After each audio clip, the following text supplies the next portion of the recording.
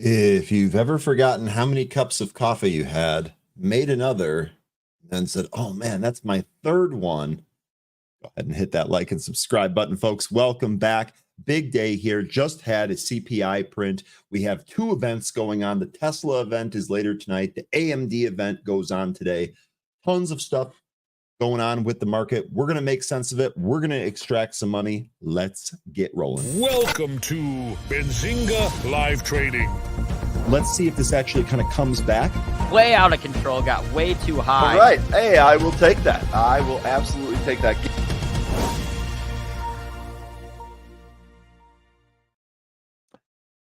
Good morning, folks, and I am pleased to let you know that as of this morning, reports are that Lieutenant Dan did in fact survive Hurricane Milton on his boat in the harbor out there. So you just love to see that.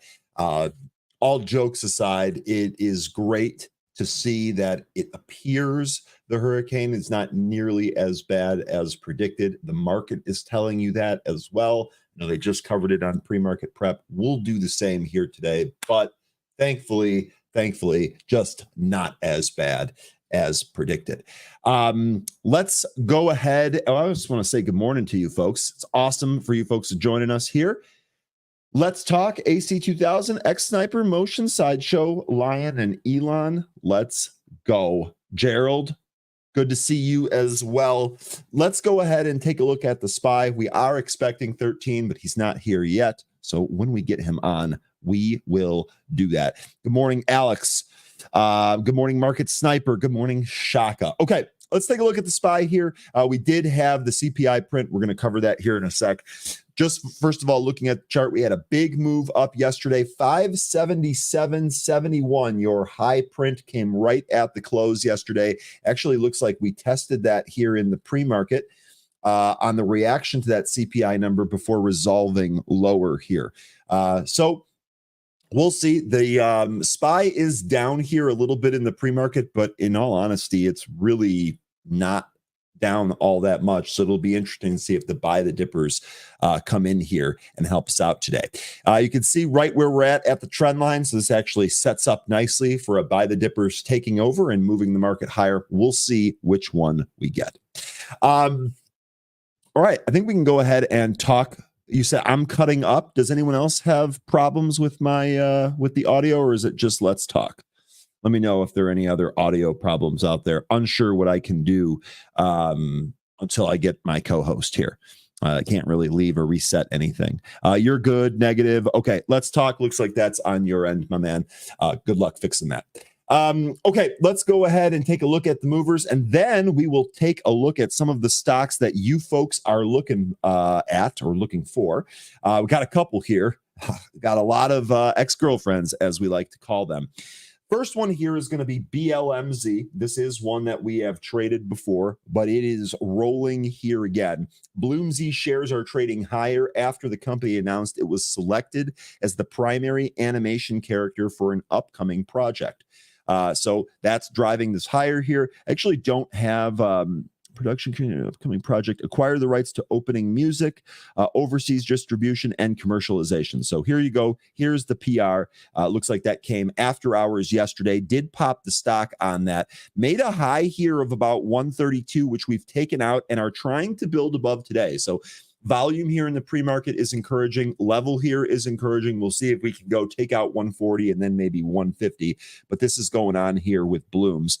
This is a 6.7 mil float stock, and we've already tripled the average volume here in the pre-market. So should be plenty of opportunity on this one here today. Taking a peek at the short interest, it is pretty negligible. There's almost nothing here in terms of short interest. They do have cash on the balance sheet, and I actually don't have a cash flow statement here, but they do have cash, so they're likely not going to need to raise some cash. So this is what's going on here. BLMZ, first one on the list. Let's go ahead and take a look at the next one. CRKN. This is Crown Electronics. We call this Kraken around these parts. This thing used to be a penny stock, and when it was a penny stock, it it would absolutely rip. It'd be on there quite a bit. But it's had a whole bunch of recent reverse splits. Let me find out when the last one was. Last one here was, what is that, June 25th? 1 for 150 reverse split. Yikes, about 10% of the float shorted here. We're looking at about a 4.38 million share float. So this could get going if this runs here. Didn't see any news on this. Last piece of news we had was from Monday, September 30th. So this might just be kind of a little bit of a pump or a little bit of a technical move here on CRKN. Next on the list here is going to be TPST, and this is Tempest Therapeutics. You can see we actually did test 2 and took it out earlier, although we've come back in and lost the VWAP. We're actually using that VWAP as resistance and really unable to get above that. We take a look at the news here on TPST. We do have some fresh stuff here. So Tempest announces agreement with Roche to support advancement, of one of its combination therapies for first-line hepatocellular carcinoma pivotal trial. So it looks like we're getting good data from that. Announced that the board of directors has adopted an amendment to its existing limited duration stockholder rights plan to extend the duration of the rights plan until the end of the annual meeting for stockholders. Do have a couple of pieces of news here on TPST. Stocks up 20% here. So this one also going to be on deck. Now, I will say pre-market activity here, not as encouraging as some of the others, as this has really kind of given up a majority of its gains. Take a peek at the short interest, just under 10% here, not really a whole lot. And if we take a look at the financials here, stock burns cash and has some cash, about 6 quarters worth of runway on its balance sheet. So we'll see where this ends up going. But this is it, TPST. Probably going to stay away from this one. Really hoping to get a decent bottom and maybe a tradable event. We've seen some of these that pop in the pre-market really just kind of bleed all day. So far, that's what we're seeing here. So really want something to change and firm up here on TPST. We'll see if we end up getting that. Next here, this is going to be one that has recently been a really good trader for us. It's been kind of all over the board. This is ticker DUO. This is Fang D Network. And this also has some news here this morning. You can see we actually did pop up to about 220. And this is actually where we found some resistance back on Monday. We really kind of closed there. We dropped the following day. But we did try to bounce after a pretty precipitous sell-off and found some resistance here. So it'll be interesting to see if 220 can get taken out on this. I'm not too sure. The news catalyst here, though, we did have a Form SC13G. So it looks like we have a passive stake being taken here. That's why the stock is up. If we take a look here at the volume about 4.5 million. On average, stock trades 13.5 million. So I think it's probably going to get over its average volume here today, but it's not gangbusters yet. I don't have a float measurement for this. We talked about this the last time it was on the scanner, but I can't remember exactly what the float was. No reading here today. This one, not one of the better opportunities here today, but it is moving. Now, the next one here, you folks are going to love this. FFIE. We know all about this stock. It's had multiple reverse splits. We've traded it as a penny stock. We traded it as a non-penny stock. But I'm going to start with the news catalyst here on FFIE. Palantir's stake in EV maker Faraday Futures touches nearly 9% after converting receivables into equity. The Palantir, ticker PLTR, now has an 8.7% stake in the California-based EV maker Faraday Futures. So there you go. According to the filing, Palantir received nearly 1 million shares, 827,000 shares of Faraday Futures on October 2nd, quote, as payment for certain outstanding receivables, end quote. Taking the total number of EV maker shares up to just over 1 million. So it looks like this recent receivable makes up a bulk of that percentage. The filing does not provide details on the payment, including the amount or the service that it was made for. So kind of ambiguous there about what this is for. I also have no indication on whether or not Palantir is going to hang on or to these shares or sell them or whatever, but they do have 9% here, just about 9% here. You can see this did trade up towards $3 here in the pre-market. Now we've backed off that, but we are still holding higher than yesterday. And yesterday we actually had a huge intraday move. So I'm curious to see if we get a repeat of that here today. As a reminder here on Faraday Futures, this is highly shorted. 35.3% of the float shorted. Only a day to cover. I think that has to do with some of the recent splits. You can see the most recent split was from August 19th. It was a 1 for 40. How about that? We take a look at the financials here. They hardly have any cash on the balance sheet, and they burn a ton of cash here. So how are they going to keep funding operations? Your guess is as good as mine. FFIE on the docket here. Two others that are worth mentioning here. EVgo, this actually just started popping. Also Wolf, this was popping earlier. This traded above 4. This is TeraWulf. They also have some news here. TeraWulf enters into long-term ground lease at Lake Mariner facility to attract high-quality customers. Okay, they're expanding the land area by 50% and securing up to 750 milliwatt infrastructure capacity to support growth of some of these data centers. So that's what's going on with Wolf here. Stocks up just over 6%, or just over 6.5% today. Has some pretty good pre-market action, and you can actually see we do have some levels to take out here. 415 is going to be the first one. If we get up there and we take that out, maybe this can move. I would say 436 to 450 is going to be your next area of resistance if we do clear that 415. So that's what it looks like here on Wolf. As far as EVgo does, this actually just started popping. There we go. We do have some news here. EVgo and Delta Electronics sign an MOU to co-develop the next generation charging architecture. Okay. And UBS upgrades EVgo to buy and raises the price target to 8.5. That's $1 away from where we're at now. So EVgo up 7.5% here this morning. And the news here actually looks material. Okay, before we start talking about the stocks that you folks are looking for, I did really quickly want to cover the CPI. So we had the U.S. CPI month over month for September, 0.2 versus the 110 estimate. The prior read was 0.2. CPI year over year for September, 3.3% versus a 3.2% estimate. The prior read was 3.2%. Initial jobless claims, 258,000 versus 231,000. Prior read was 225. And the USA core CPI month over month, 0.3 versus 0.2 estimate. The prior read was 0.3. So this number's a little hot, but it's not out of control. I think that inevitably this is going to mean tech down, IWM down. We'll see if we get that, and we'll see if the buy the dippers really kind of step in on a day like today. So that's pretty much what I got for you, folks. As far as preparation goes, we got a good 14 minutes here. We can talk about whatever you want. We can talk about whatever you want. I don't want to talk about the Detroit Tigers, but I don't really want to make people upset. So what stocks is it that you folks want to take a look at? Let me scroll back up here and see if we got any. Shaka's calling FFIE trash. That seems to be the case. But we might actually get a trading opportunity out of that. AEHR, this is another one you guys are mentioning. I've traded this a couple of times. Last time we traded this, it was really, really good. AEHR, we have earnings after the close today and the conference call. I have no line on these earnings. I don't necessarily follow this. The last time I played this for earnings, it was actually a really good trade. So I'm curious to know if anyone follows this, what do you have? What do you think is going to happen here? On AEHR. Take a look at the news. Again, nothing yet. Looks like we're waiting for those earnings. Not surprised to see this. Short interest 18%, so and a 6.82 days to cover. So there is a possibility here for a little bit of a squeeze. Take a look at some of the financials. They got cash on the balance sheet and they're cash flow positive, so should be good there as well.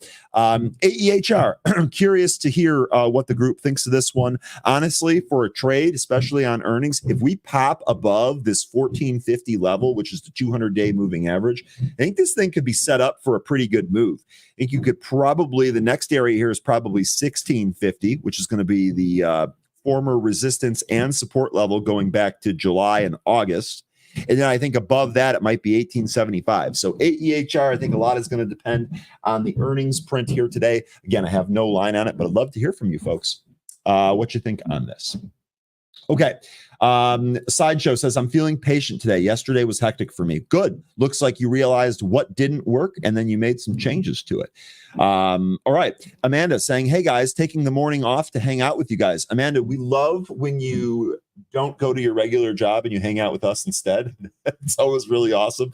Hopefully everything is okay with that. Shaka saying FFIE, no touch. CPI was bad, but they cook the numbers and make them look less bad. Agreed. Again, I think, Lion, instead of the actual number itself, I'm almost more concerned with how the market reacts and then how we can take advantage of that reaction. So I'm looking at it here today. I did see SPY and tech move down. Remember, I did have SQQQ calls, which have actually sold off since I opened them. SQQQ is up a little bit, but not really that much. And again, I would not put it past the buy the dippers to end up taking this market higher. Okay. Jay, appreciate this. Watch Utes and Staples today. With CPI, they may rotate into defensive names, which have sold off the last week or so. So, Jay, correct me if I'm wrong, but you're also, doesn't sound like you're expecting any type of sell-off. Oops, did I screw this up? Hang on. LOL. Looks like I screwed it up for 13. He should be joining us here pretty soon. Jay, anyway, getting back to your comment here, it doesn't sound like you're expecting a sell-off. Instead, you're actually expecting rotation here. So let me know if that's the case. Those defensive names that we've talked about them quite a bit. We them again here today.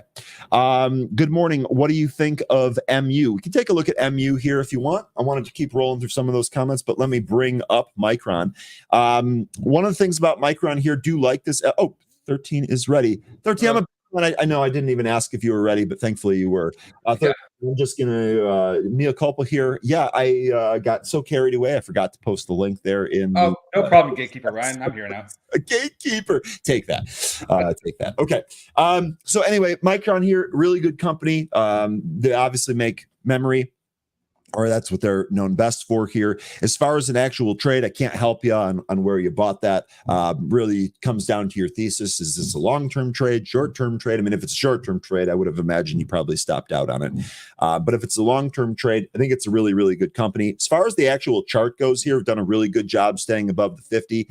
So in lieu of some type of really big move down in tech, I'd be looking for a recapture here of 106.5. That would probably send us higher.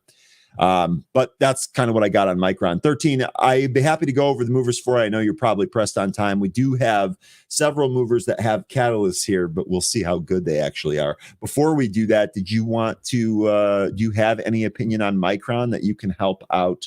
Who was this? CT 2010.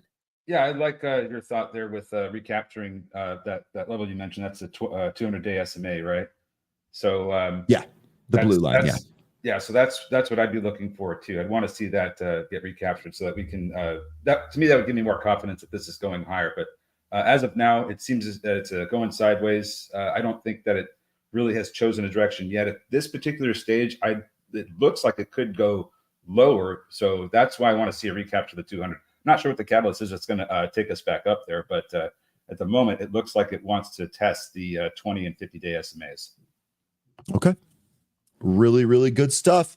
Let's see here. AHR sandbag last ER should be a hot ER. Okay, Shaka, that's helpful. We'll take a look at AEHR a little bit later here today.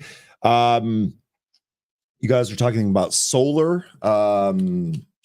Solar being down here. I think isn't that probably, I don't, this is really responds to rates. And I don't think, when we got the CPI print this morning, I heard Joel say that the Fed funds futures rate was, quote, plummeting down to a 25 basis point cut instead of a 50.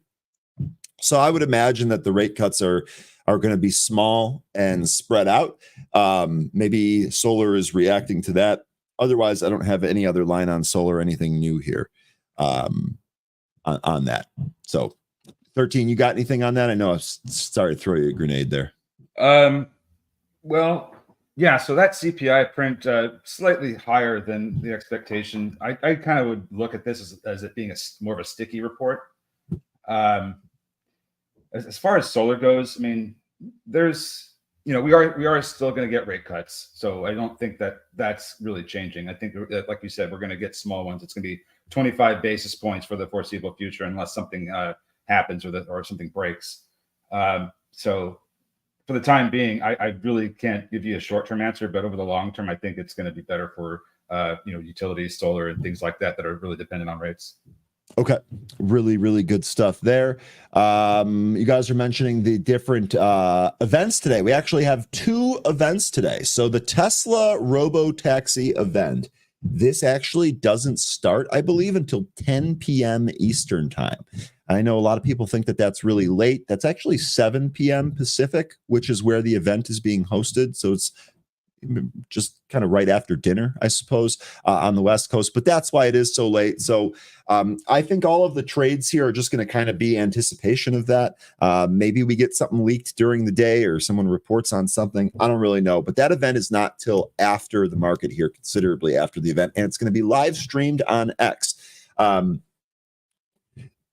As far as the Tesla event and what to expect here, I know it's supposed to be about the robo-taxi. They're also going to talk about robots. I'll be honest, unless that robot can like clean up and cook stuff and doesn't want to murder you with a chainsaw, I'm not sure that I'm going to be terribly interested in whatever developments we get from robots, but that's just me.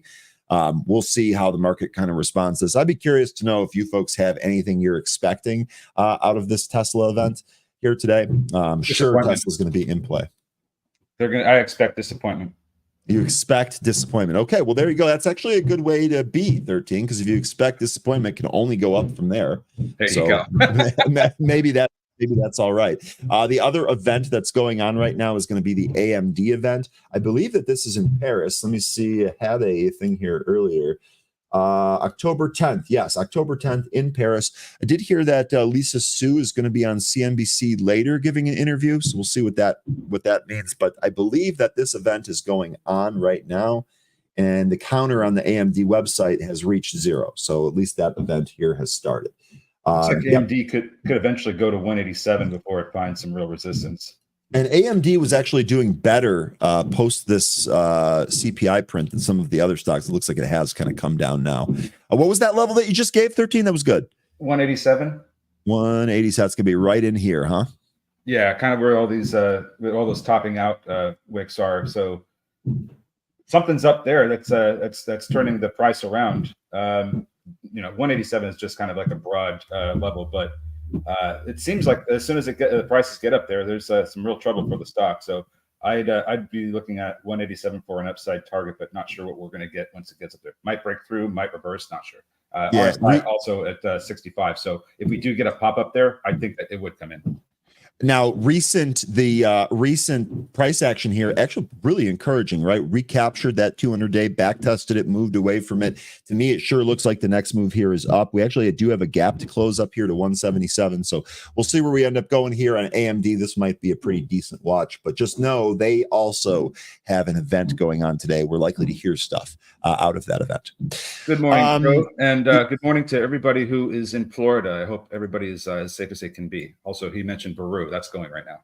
Okay, perfect segue there. One of the things I was saying earlier here is that thank God it appears that the hurricane is not as bad as predicted. Stop me if you've heard that before. Sounds like it was downgraded to a Cat 3 right before landfall. I did talk to a couple of people that live in Florida. They all seem to be okay. And as I reported earlier, Lieutenant Dan, who waited out the hurricane in the harbor in his boat, is alive this morning. So he did not. He made his peace with God.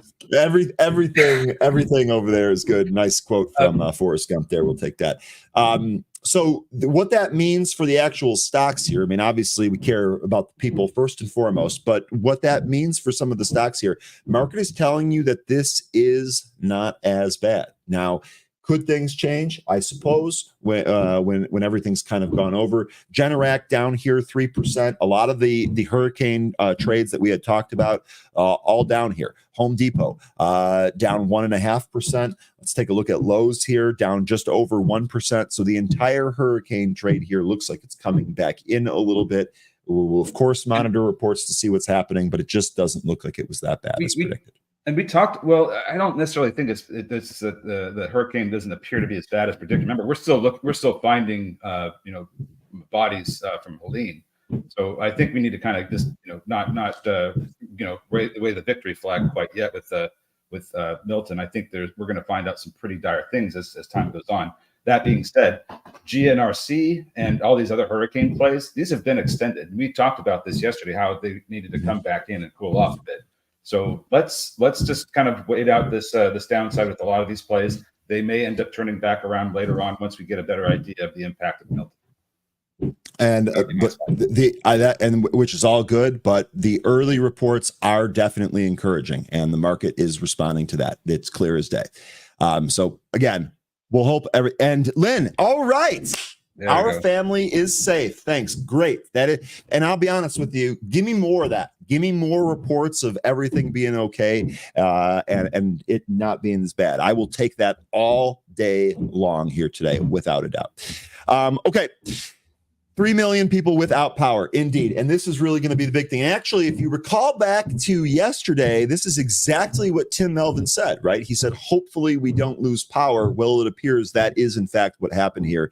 3 million people without power. I believe that this is more than what happened in South Carolina, but I don't have those numbers in front of me. So in any case, hopefully they're able to get that power restored. And like 13 said, we're going to continue to monitor reports of damage and what's going on. All right, there's the market. It's open. Geez. We weren't paying attention, were we? Oh, I was. I've been paying attention. Dude, I've been at this computer since 6 a.m., man. I've been paying attention. So and how many cups, to go. How many cups are you deep? I am 2 deep, and I'm on my tea at the moment. All right. Yeah, so you guys, so I'll mute. Terry. Oh, is that the... do you hear that? Yeah, is that the pounding of the... yeah, so workers? I'm having work done on my roof, and they're literally right above me. So 13, just FYI, what I'm going to do here is when I'm not talking, I'm going to mute so we don't get too much noise pollution from the workers doing their job. So yeah, so if there's dead air, I apologize, but that's what's going on here. I appreciate you letting me know because I can't hear that. No problem. Also, Baru, as Crow mentioned, that got a pop out of the gate here, went up to 137. Upper shadows are appearing here, so maybe give this one some time, let it come back in and find a bottom, and then we can try to trade this one and go long. But for now, it looks a little weak up here. Tom, let me clarify. This is actually a really good comment here because this probably looks like I'm an idiot. Let me clarify. No, I actually hear them. In fact, it sounds like they have a saw right above my head. But I can't hear what the stream looks. I can't hear what it sounds like on the other end. So I'm relying on your feedback. But yeah, I can hear it, man. I can hear it. I saw that we're getting a mention on Wheeler. Crow, yeah, there you go. Crow was mentioning. I think somebody else was as well. Wheeler moving this morning as well, trying to get back above VWAP. Looks like it's just in the process of doing that right now. So we'll see how this candle shapes up. What other names were you looking at this morning? Is it FBRX and BLMZ? Yeah, so BLMZ is going to be one of the primary ones. That's trading up because they announced they were selected as a primary contractor for an upcoming project. Kraken, this is one of the other. This also had a piece of news here. Oh, excuse me. This one did not have a piece of news. TPST did have news. FFIE, former ex-girlfriend, this also had news with Palantir receiving a huge portion of shares as payment for a receivable that is unnamed, but that's what's going on here in FFIE. EVgo also popped right before the market opened. All right, Wheeler looks like this one wants to at least try to get to 14. 1393 is the pre-market high. After hours, no, I'm sorry, very early this morning, got as high as 16. Amanda, how much do you think the roofers would charge to install a Go Pack Go sign up there while they're working? Well, it turns out that they actually want to get home and see their families again, so I'm not sure that there's going to be a price for that. Here we go with Wheeler. This is pushing up. Really choppy though. Spreads a little dicey here, so be careful with that one. BNZI from yesterday is actually above its VWAP here. Very, very low volume, but in case volume picks up there, that might change things. Nothing at the moment right now. BNZI. I like a breakout of 5 for BNZI. That's actually not far away. We actually tested that 5 Mhm. level already today. So that's good stuff. I think the next test, give it like maybe 10, 15 minutes. It'll probably put some other candles beneath here. But as soon as that starts to curl and looks like it's trying to push up to 5 again, that might be the time where it breaks out of 5. So that's something to watch for there. Okay, Wheeler here, looking at about a 10-cent spread on average, but trying to go higher here. This is wild. Be careful. We've seen this one before. We know how back and forth Wheeler can be, and it is not disappointing yet again here today. Yeah, this one could end up having a good morning if this volume continues, but got those levels already. We mentioned them. 13.93 is one of them, so we'll call it 14, and then $16 was the pre-market high. So keep those levels in mind. Looks like Lunar having a not so great day. Popped, went up to 724, came down to 7. TPST, that's testing the 200 EMA. It's just slightly beneath it, but looking for some support there. Don't know if it'll get it. BLMZ, this one's popped up to 155, still holding above VWAP. And EVGO is also popping as we speak here. Oh, so that EV one was going. a little late. Yeah, it is EV going. This was a little late in the pre-market, but it's going now. All right, let's see if we can find some levels here with this one. Nice job. Jay Summers on the in and out on EVGO. 815 is the first spot. We're almost there. I think we could see a little bit of resistance there. Okay. Then I think maybe somewhere up in the 880, 885 area would be next. FFIE first move here was a dip, but it is trying to bounce. And interestingly enough, this bounced right off the last consolidation area in the extended sessions. DJT higher out of the open, but finding resistance at yesterday's intraday high. Kraken's still flirting with its VWAP, unsure which direction it wants to go. And BLMZ still holding higher here. Can't get above 155 yet. That looks to be your next spot, BLMZ. Did EVGO have news? Yes, it did. I'm sorry. I'm mixing these up, so I'm not going to. I'm just going to go ahead and get it for you here. EVGO assigned EVGO and Delta Electronics signed an MOU to co-develop the next generation charging architecture, and it also got an upgrade from UBS with an $8.50 price target.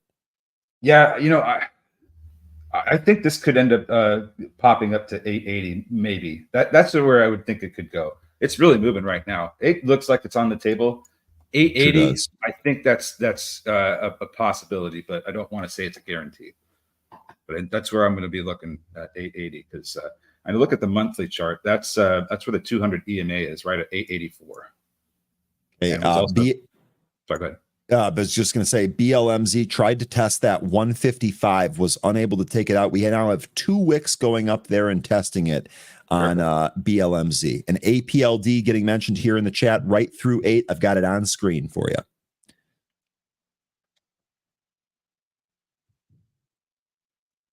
And getting a mention about DJT and Ford, F-O-R-D, not the car.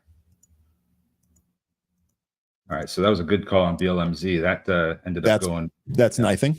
Yeah. VWAP here, 141.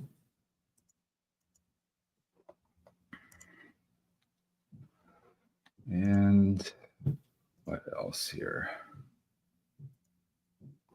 Buru, B-U-R-U, that's still holding above VWAP. Volume seems to have kind of evaporated, but it's holding this level.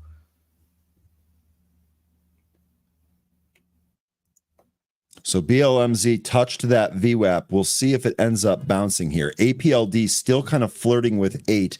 What do we think here on 8? APLD, and then also getting a mention that we're missing the CE Celsius. Yeah. Okay. So after hours high 822 on APLD, that was from yesterday. So that's one potential level. Let's see what else here. Okay, so we recently came up to 879 and then retraced, found support at about 725 area. Now we're coming back up. So this one could, I don't know that it'll happen today, but it could end up moving up to 880 and higher. That seems to be where the resistance is going back to the beginning of the year. And if we can clear that, then we could talk about getting into double digits. JJ, Ryan, you said 2 wicks testing for BLMZ, but you didn't mention the time frame. Apologize for that. Turns out it doesn't really matter. Those wicks exist on the 1 minute, the 3 minute, and the 5 minute chart. I would say by default, JJ, the chart that I'm looking at most often is probably a 1 minute chart. I have kind of added the 3 minute to the repertoire, but that's just, I would say I'm probably quoting the 1 minute more than anything else. BLMZ down to VWAP. Yeah, and you'll see what time frame he's on if you just look at the number next to the ticker there. 1, that's a 1 minute chart.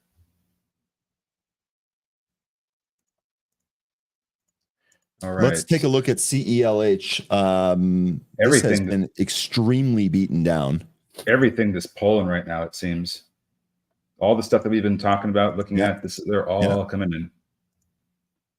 Except Applied Digital. That one, well, it is coming in a little bit, but that did pop up to 809. Smoke Tuna reminding you that patience is key. Still don't see a solid trade. Smoke Tuna, I agree with you 100%. Haven't seen anything that is appealing yet here today. Yeah, just have to wait some of this out. It looks like EVGO is trying to get going. Look at the CELH. CELH is appearing on the scanner here. It's got support from VWAP. This might be turning around now. It would be nice to see some volume expansion here. That's for sure. It seems to be pushing a little bit, but just not enough. Once we get through 3350, this could end up running a little bit more. 3350 does have a little bit of size there, and it's not breaking down yet. Who was it that mentioned this initially here? C, you trading this? What kind of trade plan you have here on Celsius? Did you pick it because it starts with a C? Well, wasn't this one absolutely hammered recently? Yeah. I mean, if you look at a daily chart, this thing has really kind of been moving down since like May. I mean, it really got smoked. As soon as my chart shows up here, I can take here. I can give you a daily right here. Here you go. Oh, I mean, this double top at 100, that double top was in May of 2024. This thing's at $30. Yeah, and actually, it's trying to go here. Watch this 3350. This is your call, 13. Let's see what we do. 3350. If that breaks, you think we challenge those highs? Got those highs up here. What, 3391? Maybe a 34 test? Bang. Broke it. They took it. Yep. But let's see what happens now. If we are going to go up, it's got to take out that 3386 from the open, and then where it goes next, it could be. Gosh, this thing could get up to 40, maybe. Okay. Scalp one done. CELH. C. Appreciate you. Really quickly, sorry to run you over there. 52-week bottom fishing hold. So it looks like you're looking for these stocks that have 52-week lows and looking to play them for pops up. Good stuff there, C. Good one, yeah. And also something to point out here too as well. First time this is actually we've traded above it before, but we're above the 20-day SMA. And if we close above the 20-day SMA, that'll be the first time that we've closed above it since May 24th. XHG, the penny stock, we've taken a look at this one here recently, this little dip and rip through VWAP. BLMZ is still holding that VWAP. This does feel weak to me too, and I'd be curious to know what you think about this. I'm guessing you don't think it's a great setup or you would have called it, but this sure looking, I mean, we got declining volume. We went right back down to this VWAP. I kind of feel like this is going to fail. No position for me on Blooms. I think we'll get some confirmation. Well, maybe not confirmation. It'll be more likely that this fails if we can't, if it loses 135 and can't get back above it. AMD is lower here. I'm going to run through some of the bigger tech stocks. AMD lower here. NVIDIA bucking that trend. This was lower in the pre-market, but has gone green now on NVIDIA. There you go. Let's take a look at Apple here. Apple drifting lower, but not a whole lot of action. Let's take a look at Tesla. Tesla fell out of the open, was higher in the pre-market, fell out of the open, but it's bouncing here. I think Tesla might be wild all day. Pro and BLMZ looking for a break of VWAP, and it seems like it's look at that, Crow. Good timing. So Looking for this to go up to and take out 155, I'd imagine. What's the your target here, Crow? I have levels going all the way up into the 2s. I don't know if we're going to get that on this move or not, but I do think that 155 spot, I think if that cracks, you might get a little bit of a pop here on BLMZ. It's certainly trying to push and hold above VWAP. Also, EVGO, this got a VWAP test and it's turning back around. This thing looks like it wants to get into the 8 handle, but it's going to need some good, much bigger volume in order to push through the wall of sell orders that take it up there. Okay. So we got that pop through 3350 with CELH, and nothing really happened. It just came right back in. More upper shadows. Cole's asking, what time is Tesla's robo-taxi event today? Cole, that kicks off at 10 p.m. Eastern or 7 p.m. Pacific. Lynn and Glenn on DJT. Let's see if that can print for us today here. APLD with a knife. I'll tell you what, DJT here, really nice action so far. Great volume, a lot of it buying. First impulse move consolidated in a very, very short amount of time, and bang, took a next leg up. 2250, the spot to watch here, ticker DJT. Great job on capturing that one. It looked like it was getting more momentum over the past several days, but this looks like the big breakout day. Enjoy the wedding. Congratulations to whoever it is. And please go low on the golf. I'll take pictures from Hilton Head if you can swing it. Thanks for all your calls this week, man. Enjoy that weekend. We'll see you next week, boss. Take care, Wes.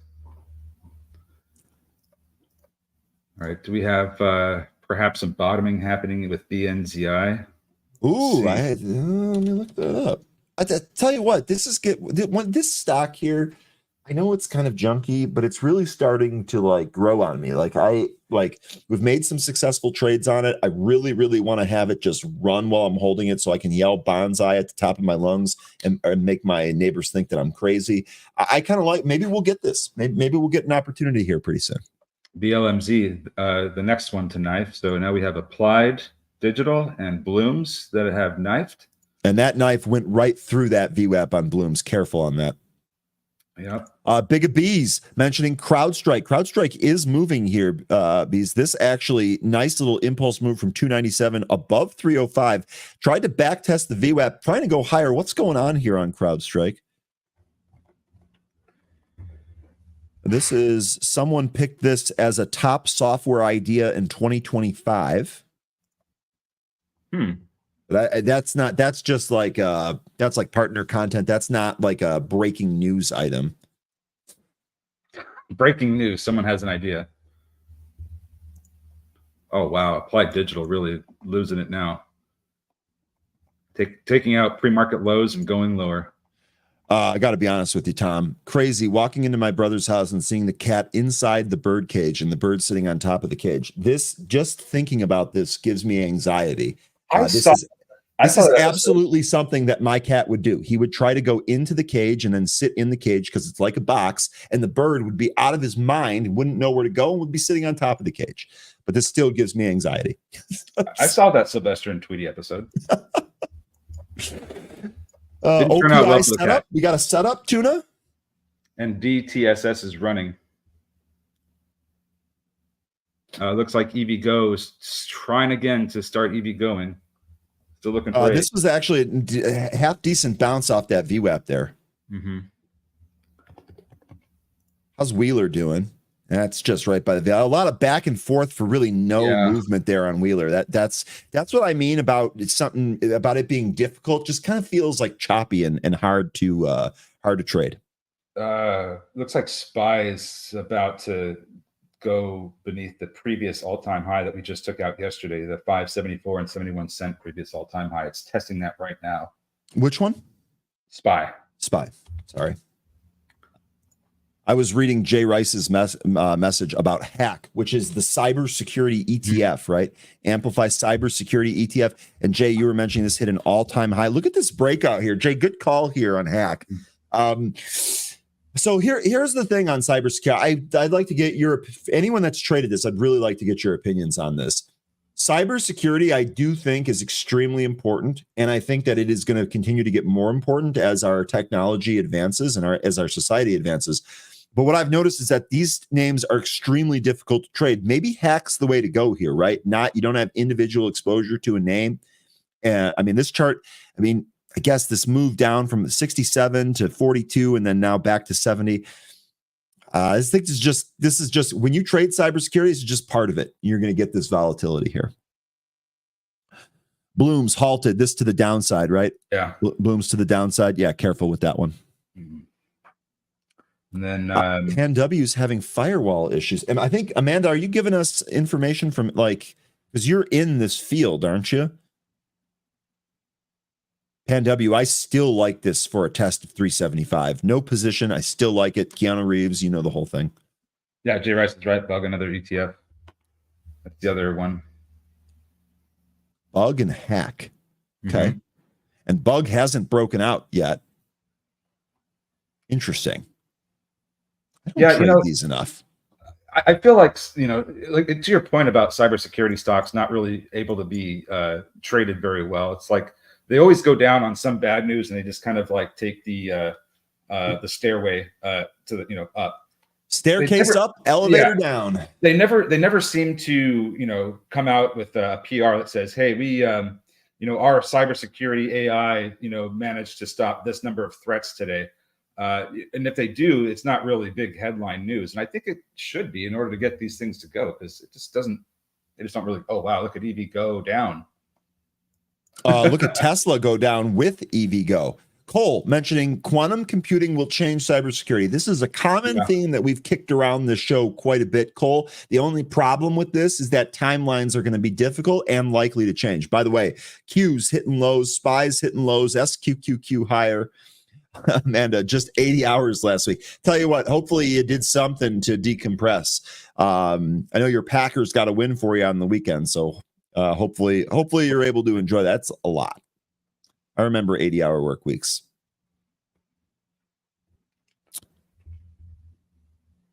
No, RSA, he didn't. No, the event is later tonight, 10 p.m. Eastern time, 7 p.m. Pacific. Also, by the way, hearing from one of my trader friends, don't have any confirmation or link to give you, but hearing from one of my trader friends here, Kraken, CRKN, ticker CRKN, big paid promo today. Okay, I mean, let's see what is moving now. I don't know, it's a penny stock. It's looking for something that's setting up and that's and not going down. Well, don't look at FMC then. Oh, that's fine. It can bounce around all at once. It's been doing that all year. Yeah, a lot of the stuff that I have that is small cap getting hit here today. And that's not a surprise given the print that we got and the reaction that we saw in IWM. Dividend stocks holding in there. Tim Melvin's just got it going on. Here goes Wheeler. There's there's 14. Oh, 13. That was a nice, that's a nice move off that VWAP. Yeah, so there's that one move. Don't know what we're going to get immediately after this candle, but if we are going to see more upside, we're looking for 16.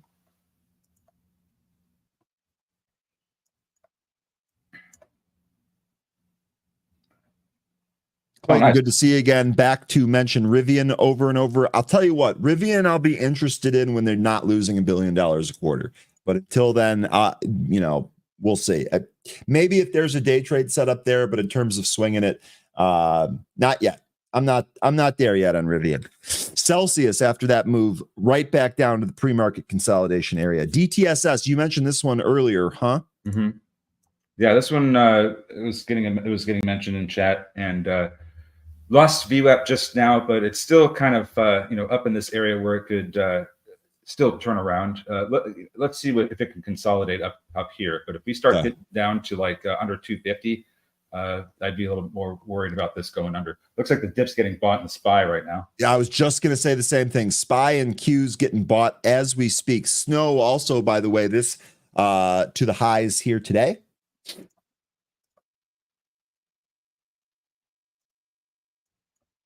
And what else? Is Baru coming back? Looks like it's going to try and recapture VWAP. Blooms, a little bit of green, but not the kind of recovery green that we're looking for. It's looking weak pretty still. Same with TPST, BNZI. Start putting in some lower wicks here. Watch for this one to turn around. It's got a number of EMAs and the VWAP to get through first on its way back up to 5, so not sure about that. EVGO trying to turn around. It bounced off the 65 EMA on the 5-minute, but is not able to recapture VWAP yet. Could still go lower. Applied Digital found a bottom at 666, trying to turn around and get back up to VWAP, which I have at 732. Raj asking SPY, how do you know it's getting bought? The price is going up. As more volume flows into the stock, the price goes up. Yeah, we're looking. I'm looking at a 5-minute chart, and we were looking at a lot of selling happening with the price action, and then at that all-time high I mentioned, it turned around. We have a green candle on the screen that is continuing to rise. That's what I'm looking at to help me make that statement. Good morning, Mike. Katana Maiku. Oh, good morning, Mike. APLD. This is oh wow, you're right. That was a big reversal. Applied Digital. Yeah, and let's bring up JTAI. I think that is a penny stock, but we have traded this before. And this was on the scanner earlier today. Earlier today, so. That's a nice pop it's having at the moment, but if it can't recapture VWAP, then I think this still goes lower, maybe down to oh gosh, it's so low. Maybe down to about 11 or 12 cents. I would think if it can't recapture VWAP, that would be where I would think it go. There's not much room between here and 0, so not going to be able to provide too many levels there. And yeah, Mike finally sold Costco. I'm gonna hang on to my Costco. Oh wow, okay. I mean, is it not extended though? Costco? Mm-hmm. Yeah, I think it probably is. But I mean, this is one of those where it's like every time I don't have it, I want to buy it and I never do. And so now that I have it, might as well just hang. I mean, I have this from low 700s and it pays a dividend. I don't think I can stay above 874. Then I think you're in pretty good shape. Jay, this is what I was hoping to hear. This AMD meeting could play out two ways. If it's a dud, buy NVIDIA, sell AMD, and then vice versa. So you're basically looking at two tickers here regarding this event, and you're looking to play the inverse here. So are you watching it? Are you just kind of following headlines out of it? I'm generally just kind of looking at what X is posting about it. I don't have it open anywhere. You know, that is interesting, Elon, that AMZ is probably the strongest of the Mag 7s. Let's take a look. Yeah, it is. It's the only one that's green right now. Apple's on its way to going green, though. Yeah, it's pretty close, and so is NVIDIA and Meta, and I guess Google as well. But they're not green yet. And I think the interesting thing about that is I don't really think there's any news right now going on with Amazon, is there? I mean, with Google, we have that potential breakup. With Tesla, we have the event later today. We just talked about NVIDIA. Don't know how we can pin that on Meta and Microsoft and Apple. They probably have other things going on too, but that would be my guess as to why Amazon is up. Is that there's no real relationship or news that's driving it down. Maybe Apple and Microsoft because they're part of that semi trade, but. That would be my guess. Amanda saying the Tesla and AMD events aren't earnings, right? Correct. The Robotaxi event is the Tesla event, and this AMD event is the AMD Adaptive Computing Summit. This one is in Paris, through the link in the chat there for you.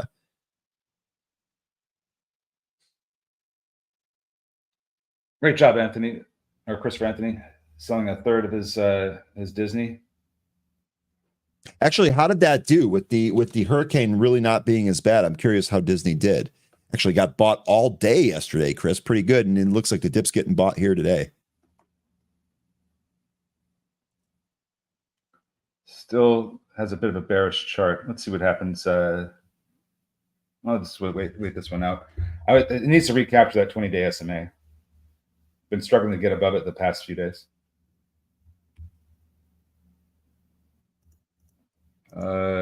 Wheeler's still back and forth here. BLMZ still breaking down. DTSS flagging here. Gosh, I don't see a whole lot of good stuff. Is it just me? No, it's not. Okay. There's nothing that really gives confidence here to get into because as soon as you get into it, it looks like it's just going to get whacked. It just seems how it is right now. It looks like Bloom's is open and trying to recover, but still beneath VWAP. Lunar had a nice recovery off of 7. Lynn Williams mentioning RRBG. Yeah, that's Red Robin. It's not I think it's RRGB, Red Robin Gourmet Burger. Okay. This is moving here. Not in it though. Don't really see a setup, right? Stake. I guess just say again. Active stake. Yeah, that's the catalyst for it. I just mean for like a trade setup. I didn't really see anything here. Silver cross today.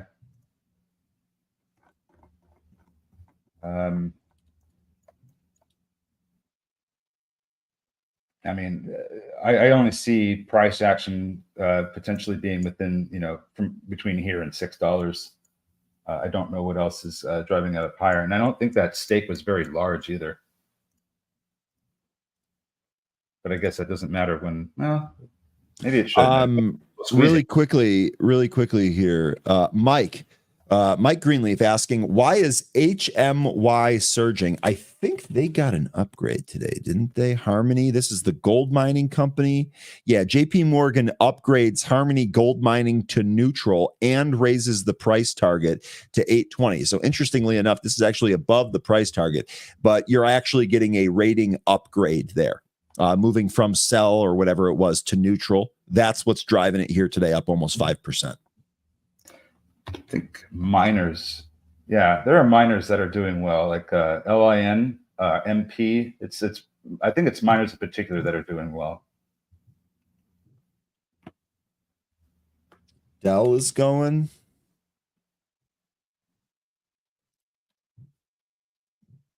Dell, maybe it can break out of this 127. Well, APLD with recovery back above VWAP now, testing the 200 EMA on the 5-minute.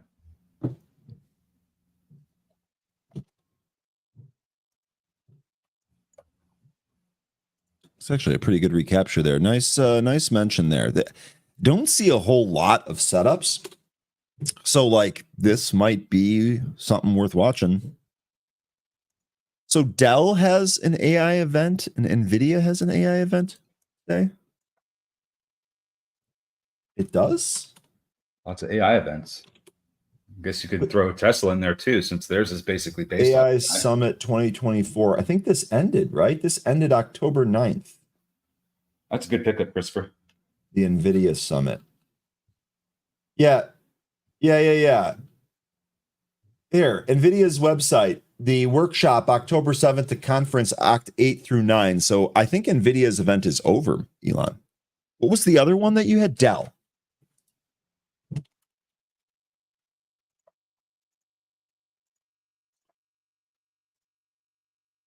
Events and webinars. Let's see. Today, October 21st. Beg your pardon. October 10th, Dell Technologies Forum in New York, an AI tech conference. Getting several other mentions here. Okay. DJT with the headline, Replay Game Lab saying HTGC, a rare dip, buying more to hold through dividend on the 13th of November. It looks like CELH bursting through its VWAP right now, trying to go higher. There's a wall at 1330. Tell me if you've heard this before. We get through that. We could end up going higher, but there's still I guess I need to just talk, and it does it. Here we go. We're through that. Now we're going to test that 3350 again, see what it gives us. Intraday high is 33.86. I'll be honest, 13. I think CELH might be the best setup of the day here that we've seen. I don't know what maybe DJT. I wasn't watching that. And there's actually, a lot of good setups. We've seen several. This has been a really good one though.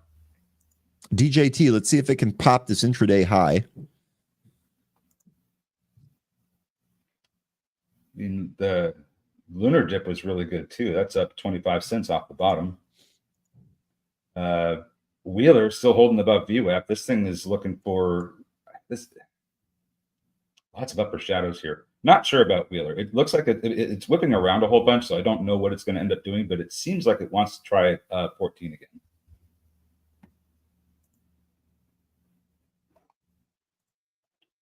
What else are we looking at here? What do I think about IoT? Let me guess. Is this an Internet of Things play? Yeah, Samsara. Oh, this one's moving nicely too. And this is off the heels of insider selling last week.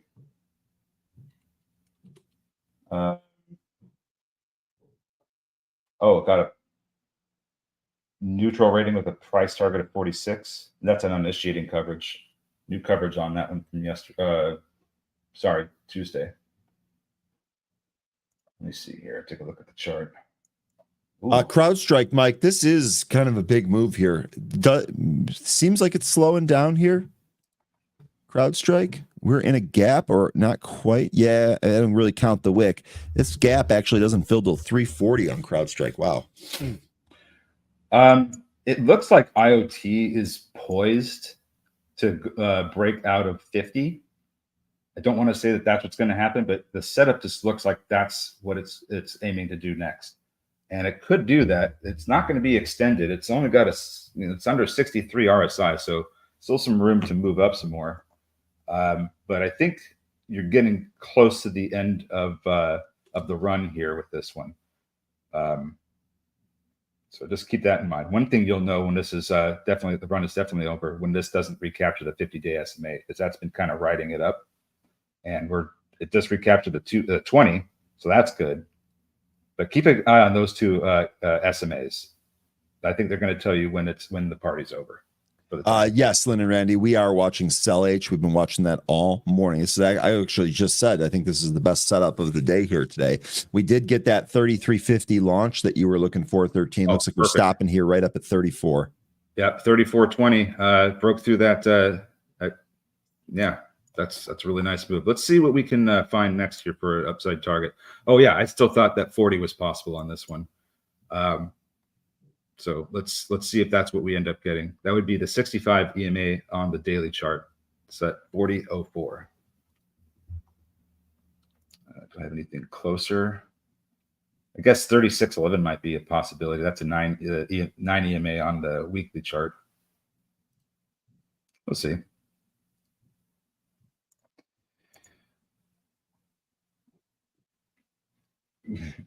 Crowd closed the weekly body gap today, and it's still running. Ring that register. ASTS, worth watching. Let's take a look here. Palantir dipped out of the open, went right back to flat. Watch for that to go green if tech firms up here. You know, it's interesting when I look at a daily chart at ASTS, it looks like it's trying to, bottom out here and get some support so it can turn around and take out that and go to 40 basically. That's probably going to happen over the course of 2 or 3 months, but it looks like it's trying to find a bottom.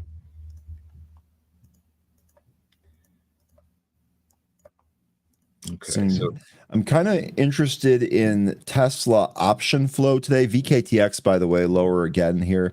Haven't really seen anything notable on Tesla, but I will keep an eye out for it and let you know. Palantir calls continue to get bought. Lulu calls getting bought. Baba calls getting bought. Okay. Jim Cramer was pumping Tesla last night. Oh man. Well, there's a lot of people that think it's going to, Dennis Dick's still long Tesla, right? Oh yeah. What'd he say about the event? He is encouraged. He's not selling up prior to his event or prior to the event. He's keeping it in there. He thinks this is going to go higher. He's a believer. Okay. He is a believer.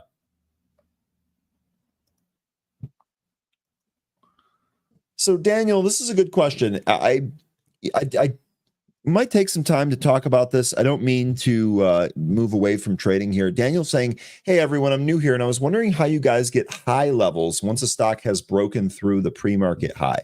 So there's a couple of things here. So the pre-market intraday, that's going to be, one of your really near time frames. One of the things that you will often see 13 and I do is switch to longer time frame charts and then try to identify different levels off the daily, weekly, and monthly. We'll also, and then I don't just mean price levels, like for example, this level here at VKTX is 71. I don't just mean that. 13 does an excellent job, actually does a better job than I do, of mentioning when a stock is moving off of or near one of its moving averages. So you can use a lot of those as well, depending on where the moving averages sit. And then if a stock is breaking out, just complete blue sky breakout, you probably want to use some type of indicator like a Fibonacci extension, where it's kind of projecting what some of those upper levels can be. Yep. All that. It's a lot of looking to the left. It's a lot of turning on indicators and just seeing what they tell you. Cole, this is I appreciate this mention here. Dennis said if he was trading Tesla, he would sell before the event. Indeed. Now, the key there is that he's trading it, right? This is a short-term plan. Dennis's position is more long-term. And as a result, his plan is to hold through the event. This is a really good distinction, because if you're trading Tesla prior to this event, unless it's part of your plan, you probably don't want to leave yourself exposed to that binary event. So my next question would be, because it sounds like he believes that there could be this could be a sell the news event with this Tesla event. Is he buying on a sell the news? Is he picking any up after this event? No, I believe his position is the full size position that he intends to have. He did not, as far as I can remember, he did not mention whether he would add if it sold off. I don't want to speak for him, so I just don't know. I was just curious if that was mentioned. I haven't been, catching the show, so yeah. No, I totally get it.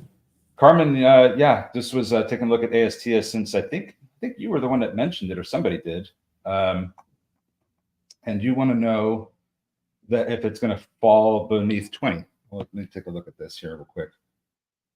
So 20 is down where that consolidation is from August.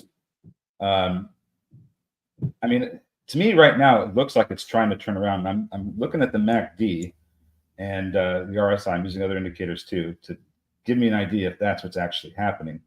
And I think it could be, but if it let's take your question into consideration here. What happens if it drops beneath 20? So if that happens, I don't know exactly where it's going to land, but my thought would be we could end up seeing 1450 at some point. Maybe even the 200-day SMA, which is down just beneath 11. I think 20 needs to hold. There's a lot of consolidation in there. And while I was talking, Wheeler tapped 14 again. And CELH reclaimed 34 and is trying to go higher. Buru also getting mentioned here in the chat. This right up to its area where it stopped here. 132 seems to be the spot there. Yeah. See, okay, Carm. As far as I can remember, DDD did not say anything about picking up more. He did say Tesla is his largest holding in his long-term folio. He's been saying that for some time. But that's exactly, Carmen. I don't think he has any plans to do that. Okay.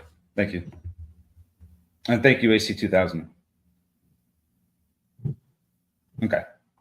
Yeah, that's a different animal altogether. If you're holding something for a longer time frame, trust me, I have a lot of other longer term things that I haven't touched in years. So I get that. So this whole event is probably just, another day for a Tesla holder like him that's holding it for a very long time. But it's something to get excited about if everything that Elon's going to be talking about comes to fruition.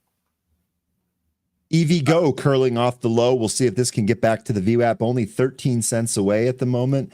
Delta, which had earnings earlier today and sold off, trying to get back to even, very, very close, only down 0.5% now. This might go red-green here on Delta. And then we also had, there was two companies that were reporting this morning. Delta was one of them. I think Domino's was the other one. BPZ. Yes, they had earnings. They are higher here by just about 1%. And nice job, Chris. And I think DPZ, that was kind of on, that was a bit of a play on the NFL season too. Wheeler here, good mention. Wheeler, this broke out of that little kind of consolidation here. Nice little volume stick. Wheeler, I think next spot here, Wheeler, 16 is what I have. 16. Yep. That's the pre-market high there. We were talking about this, I think, not too long after I got on. That's where it could go. Yep. We're almost there. How awesome is that? Ringing the register on Wheeler. Well done, folks. Now that we've seen this move, I'm disappointed in myself for not being in this one. Damn. But there's still time. There is still time. So Michael James, when I look at SMAs, it's always going to be on longer term time frame. So it's going to be the daily, weekly, and monthly that I like to use SMAs on. I think those lagging indicators are better for longer time frames, and the shorter the EMAs are better for shorter time frames, which is why I use those for day trading. You can use SMAs for day trading too, by the way. CrowdStrike, this is still ripping. Big Beans, if you're in this, man, awesome. I didn't see any setup for this or any reason to get into this, but man, oh man, what a move here on CrowdStrike. That was great. So EVGO back up to VWAP right now. Not sure if we're going to see a breakout here or not with this volume, but the MACD is saying that there could be some movement here. Just not sure if we're going to get this right away. SRFM, here we go, right at VWAP. Good call, Tuna. This one actually a setup here.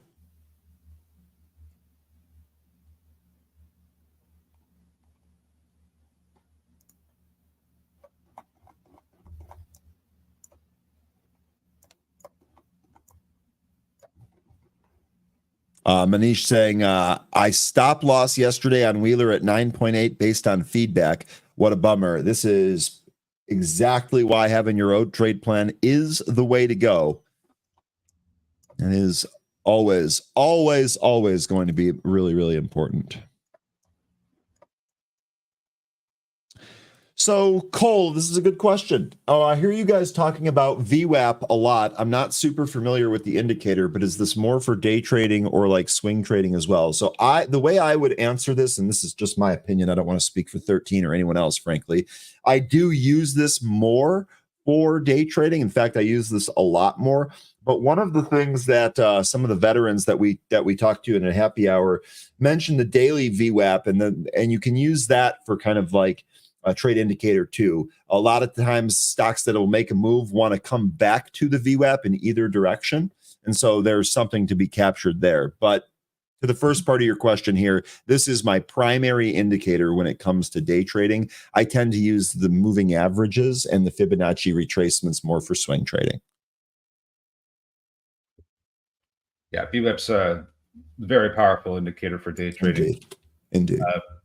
And I say VWAP a lot, especially when a stock is beneath it and it's finding some support to where it can turn around. More times than not, the price ends up going right back up to VWAP, and whether or not it breaks out or reverses, that's irrelevant because it's always going back to VWAP, or most of the time it always goes back to VWAP. So a lot of times when I'm day trading and something, and I see I'll probably be back later. A lot of times these real junky names will find a bottom, start to turn around, curl up, and they'll go back to VWAP or pretty close to it.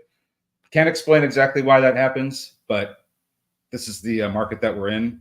It's completely gamified. Let's just play the game how it's played. Yeah. Here's a really good example. DJT, which has been ripping on volume all morning. Stock's up 15.1% here today. You can see this light blue line here is, in fact, the VWAP. And look what happens as we get more extended away from this point. I expect one of two things to happen. Either the price to slow down, and so this distance between these 2 points doesn't grow as much as it is, or straight up for this to reverse and come back in towards this VWAP line. Again, this plays out over time. So you could see that DJT actually already did that here today. As it was getting really extended from the VWAP, it pulled back down. It actually didn't quite get there, and then it made another move. This type of action is something that you'll see every day. Yeah, Lynn Williams, I'm doing EVGO as well. That was a great bounce. Looking for Wheeler might bounce.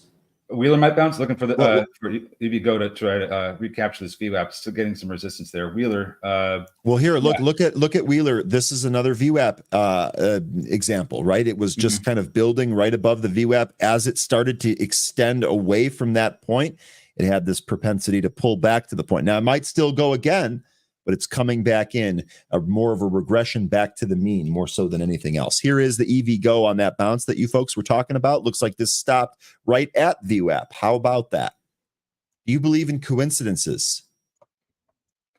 I don't, personally. No, this is just the way some of these animals trade.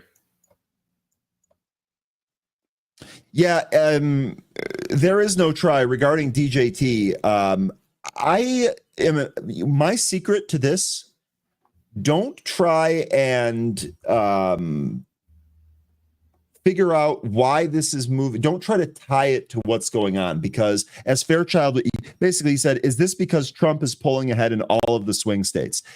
So he is pulling ahead in all of the swing states, but I don't know that that has anything to do with the movement of this stock here today. And I really like what Fairchild said right after here. Nope, it's because nothing means anything in the bizarro world that we live in. And indeed, that's kind of how I feel here. I try to just trade the price action on DJT instead of tying it to real world events. Yeah, remember this is DJT is strictly a trading vehicle. Yeah, This is not a good investment. I don't think so either. This is not something you want to hold on to for the long term, and it could absolutely get hammered if he sell H. But here's the thing: it's just a trading vehicle only. The fundamentals don't make sense with this company. I would not hold on to this for the long term. Sell H here. C, was this you that brought this up earlier? Because if it was, I'm going to give you a Chewbacca roar for that. This thing has been great today. And I was over here complaining about setups, and this thing has given us multiple trades here today. Really good mention on this. I'm sorry I didn't have this prepared. It was a great bounce off of the 65 EMA on the 5 minute, and we just took off right after that. Yeah. And here's Wheeler. Look at after that pullback down to the VWAP, higher we go, almost $1 off that.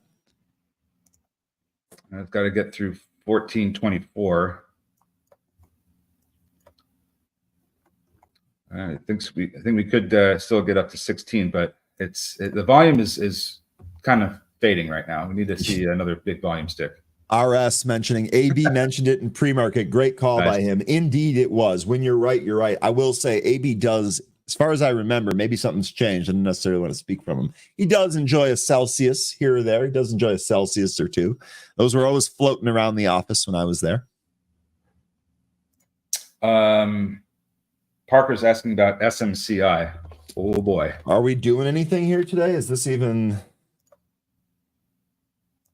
down a little bit. So it's down a little bit, but this again, this kind of in the same area when from Tuesday, right? Just kind of just lower in the same area here from Tuesday. We did recapture the VWAP. I don't think there was any news on this, was there? No. I didn't see anything in here on Tuesday that when we did test that 50-day SMA, that it's going to need to recapture that, and it's also getting support from the 20. In that range between the two SMAs right there.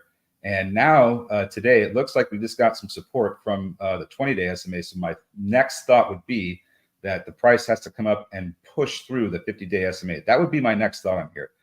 Fundamentally, I don't think this is what where the price needs to go. But just based on the technicals, that's what I could see happening. We need to. It's going to recapture the 50-day SMA if we get a good clean bounce off this 20. SRFM, this was a money call too. Now, when you had mentioned this before, I brought it up on screen very briefly. We didn't really talk about it a whole lot, but it was chilling right here, right here at the VWAP. This VWAP is the theme of today's show. Let's just face it. Okay, we've had questions about it. It's obviously the indicator that's doing some things here, but a nice little move away from this VWAP. Tuna was not in this. Good catch, good shout to our group there, Smoke Tuna, as always. I tell you what, we've been kind of spoiled by that, haven't we? Just become so used to it. Look at TPST, massive breakdown from this morning. This actually went red. Wow. Not only did it give its gains back, but it went red 13. What was the news on it? This one was agreement with Roche to support advancement of one of its combination therapies to first-line hepatocellular carcinoma. Not something I'm familiar with, but market doesn't like it. Down 6.5%+ now. INDO being mentioned by Chris. By the way, oh my gosh, yes, another VWAP example here. Jay Summers out here giving you a lesson. Did I call it a moving average? I don't think I did. No, he did. Oh, VWAP is not a moving average. Yeah, I don't think you did. I think I might have said it behaves like one or it draws like one. And it does look like one on the chart, but moving average just calculates price over the time frame. Yeah. VWAP incorporates volume into that. So they are entirely different.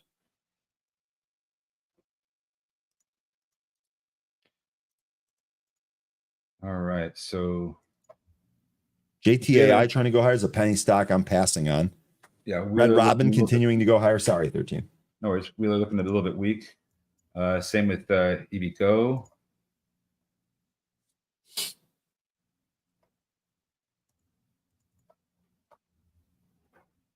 Watch out for the buzz whips on INDO. So Shake Shack also moving here. This is a volume pop. I didn't have Squawk on. Did something happen in here? No, this is from Tuesday. Insider selling. Did we have anything? Let me see.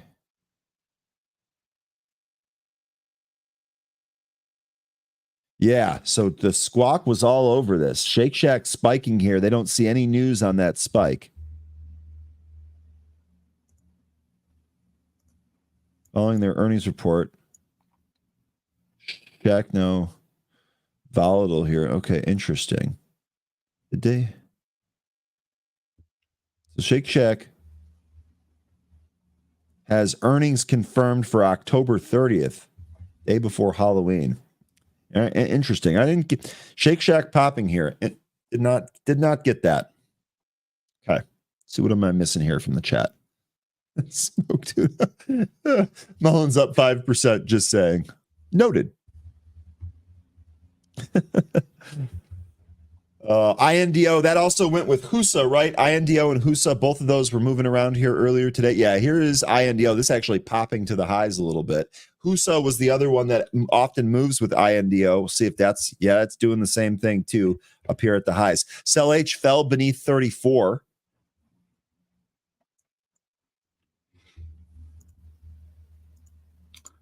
Yeah, just looking around. Maybe BNZI tries for 5 again. Needs more volume, but it's doesn't have a half bad setup. Wheeler still wants to get back above 14 after after that pop up to 1522. Shaka, take care of yourself, man. Enjoy your Thursday.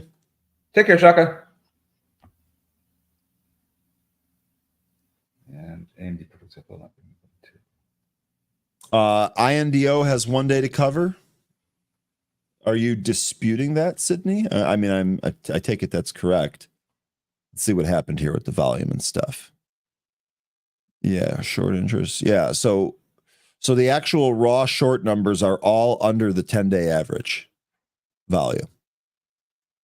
There's a try. That boozy stock. It's funny how it's getting such great movement and how all of a sudden we're starting to see all kinds of smart glass commercials. For Ray-Bans and INDO printing. I'm seeing a whole bunch of other ads now since that interview. I don't know why. And I'm seeing some really, really scary things that people can do with those types of glasses. Like what? Well, there was a group of software engineers that managed to take one of the Ray-Bans, and they went out and what they did is they used AI to create software that whoever you're looking at with your glasses, it can take a picture of that person's face and identify that person using voting records. So it'll tell you where they live, it'll tell you their name. Now this isn't something that they're selling or widely distributing. They said they don't have plans to do that. So we'll see how that pans out. But getting kind of crazy with how those smart glasses, all they got to do is just look at somebody and they can get they can get their personal information. Maybe even, well, at least we won't need name tags anymore. Yeah. I mean, look, I'm trying to polish a turd here eventually. I agree. That sounds scary. We don't have a whole lot of privacy left. I wonder if they're going to make some item or something that, blocks that, right? Something that you wear where you look normal, but it like scrambles that, or it's unable to recognize who you are. That would be interesting. Yeah, I don't know when that's going to start. I mean, and yes, I see, Fairchild, how that could be a stalker's paradise. That's already happening with the Apple AirTags. But throwing that in someone's wheel well. So there's ways to get that information removed or restricted so that you can't be looked up. But there's going to have to be some kind of act of Congress here to get this get this to be in a safer place for consumers, because right now I don't think it is. So one of the interesting things here, my phone detects when there's another tracking device traveling with it. And I discovered this by using my Bluetooth speaker when I was golfing. My Bluetooth speaker has a GPS element in it that reports the position, and my phone picks up that something else is tracking the phone, and is in the cart with the speaker. So they're in the same thing. And it tells me there's another Bluetooth tracking device traveling along with you. So I like that. I mean, I know what it is, so it doesn't frighten me, but that's something pretty sweet. Pretty sweet little feature. I didn't even know that existed until I saw it. Good morning, stay focused. Great to see you. Good morning. I heard Arizona is going to be 80 degrees next week instead of 100 like it is this week. Fingers crossed, boss. And folks are bringing up the clothing that has it's kind of like a checkered pattern almost that distorts flashes and things like that. It makes it hard for paparazzi to take pictures. I don't necessarily know that that's going to work with this. It might, but I'm not sure. Yeah, you're right, AC2000. All the technology is really available. It's just that and the information and the means, the accessibility is already available. So it's just a matter of writing the code. Got to mention on Wonder Woman. This one popped earlier today, but I don't see what it's doing. It's not doing a whole lot right now. Smoke Tuna, big shout here on SRFM, excuse me. This was a huge winner. You called that in real time. In real time. Why wouldn't someone make those golf glasses? Oh, they are. They are. Like I said, just give me a reading of the green so I can figure out my line, and give me the TrackMan tracer line on every shot that I take. I got to imagine that's coming. I will throw money at that when it comes. Baru looking to make new intraday highs. 137 is a current high. We're right there and through. The ultra wealthy will have disruptor field soon. Imagine that there's just like this blue aura around people that just kind of disrupts technology. That you guys are joking. First of all, I mean, you guys are joking, but literally that's one of the projects or products that LASE has. Just FYI, one of the things that this does is it has like electromagnetic interference so that it can disable drones. And so this type of technology to, keep people protected from some of these spying things. Yeah, that makes total sense. And yeah, of course the wealthy would have them. They've got more disposable income. Of course they're going to have them first. Well, Big B's, if that's the case, and I don't know if it's going to work for facial recognition, but if it does, and it distorts cameras to where anybody that's wearing it, you can't see their face. Boo-roo. How do we play that? Oh my God, this ripping on volume, by the way, Buru. I didn't catch this one. Damn. Yeah, I mentioned the breakout. No, I mean it kept going though. This was really strong here on some pretty decent volume. Looks like Wheeler trying to go again. Slow moving, but it's trying. What else? But I made the one scalp on CELH today, and that was it so far. Tesla. Let's take a look here at Tesla. This is coming back a little bit. Looks like EVgo is headed down to around 675 at the very least. All right.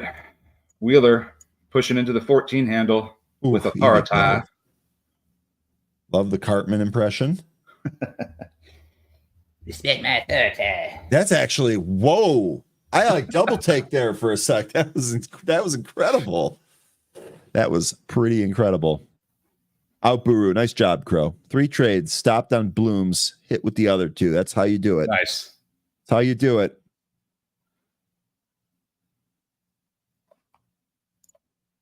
And let's do this.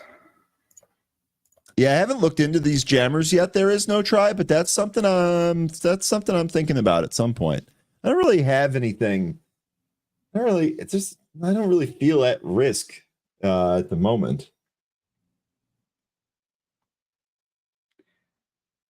Who sells all that stuff? What's the good stock to get into to get ahead of? Yeah, what's the spy equipment stock? That's what I want to know. Like, what's the James Bond stock where you can just get all the spy equipment? That's what I want. That'd be a cool ETF, right? Just to have like all kinds of like, spy tech and disruptor tech in that one ETF. And we'll just call it we can't call it spy. We'll have to call it something else.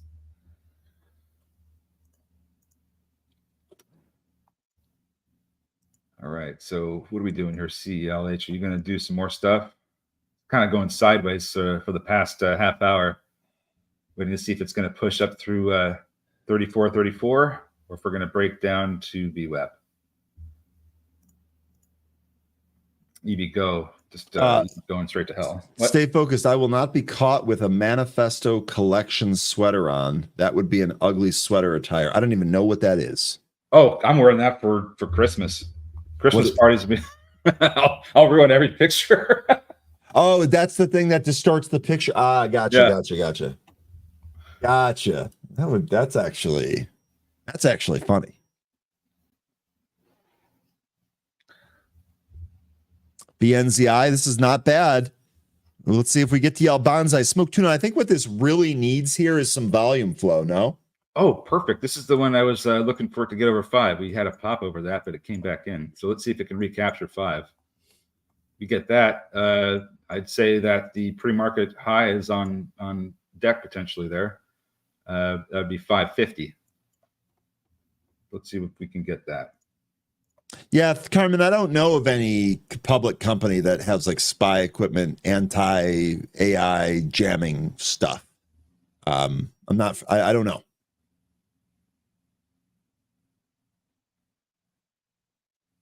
The company that makes tasers? Which one was that? That's not Digital Ally. No. Taser? TASR? I don't think that's still a stock anymore, though. No. That was. Well, you're right, Nicholas. And if that's the case, if you have the military on your ass, that's a whole different ballgame. I think you're probably referring to why Ukraine doesn't have stuff like that, and I think that might be it. But yeah. Oh, Axon, great mention, Robert. Hope you're doing all right with the hurricane there. Axon. I thought Robert was in Wisconsin. Is he in Wisconsin, or is he? I thought he was in Florida. You almost said he was in hurricane. He was in hurricane. Are you in hurricane? Yeah, I thought you were. Maybe I'm wrong. I mean, there's somebody else that I was thinking of, but. Still, hope everybody is that's affected is okay. Axon. Conducted energy devices and cloud-based digital evidence management software. This is designed for use by law enforcement, corrections, military, private security personnel, and private individuals or personal defense. So that's everybody. They make the cop cams. You know those body cams I thought that was DGLY, Digital Ally. No, you go to look at almost any body cam, you'll see up in the corner it says Axon. Axon. Okay, so that's the leader. That's the leader. Digital video imaging and storage products. Yeah, I got you. Not hard to see why. Look at this. Look at this chart. Yeah, and Jenks mentioning this. Costco has done nothing but fade here today. So a big move down here on Costco. They had sales numbers, didn't they? Let's see. Thank you, Robert. That's what I was thinking. Okay, so you do have family in Florida, so hopefully they're all right. Costco reports net sales of $24.62 billion for the retail month of September, which was up 9% from last year.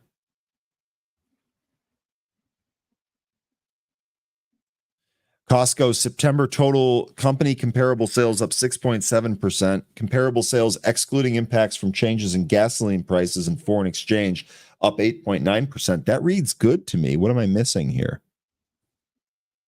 Were they expecting more than that? I don't know. There's probably a magic number that didn't get met. Yeah, it must be. You must be right about that. Stiefel maintaining buy, raising price target 935. Evercore maintaining outperform, raising price target 990. Oppenheimer maintaining outperform, raising price target 980. Yeah, X-Sniper, it does look like Bloom's is curling here. MACD is showing that, looking like it's trying to get back up to VWAP, which is at 139. Needs the volume though, because like we just said earlier, most likely it's going to trade back up to VWAP. Whether or not it's going to get through it, that's a whole different other story. And I think volume plays a big part of that. So if we don't get through VWAP, didn't have the volume. That'd be my opinion on it. I'll look at Weight Watchers. This one's trying to get into new intraday highs. 184 is the current one. Trying to push up.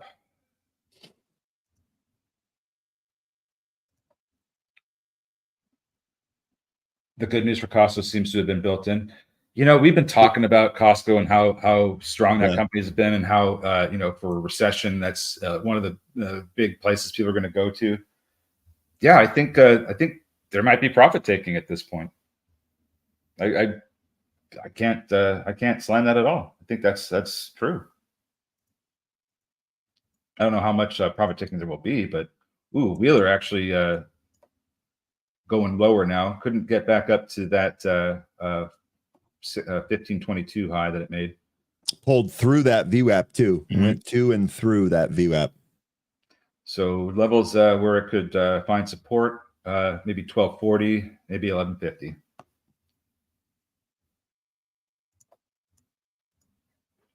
What are we getting here with CELH? A lot of volume has really, it did pull hard. A lot of volume. This one, I just heard you say a lot of volume, and I was like, huh? But it's volume. No, it looks like the market did take a lot of volume. It's really sleepy. SRFM right back on. Tuna, this was a monster. This was one of the better calls here today. This and CELH, probably your two best winners. EVGO was decent. This volume expanding as we speak. Watch for this to move through this 334 spot. Herman mentioning SFM, Sprouts Farmers Market. That's been amazing too.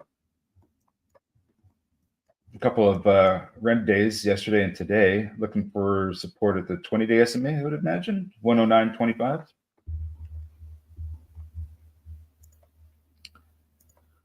All right, well, it looks like a lot of things are just kind of deciding on what they're going to do next. Some things are pulling, some are setting up to take the next leg up. It really does look like Weight Watchers is trying to push up over 184, but the volume just is making me think otherwise.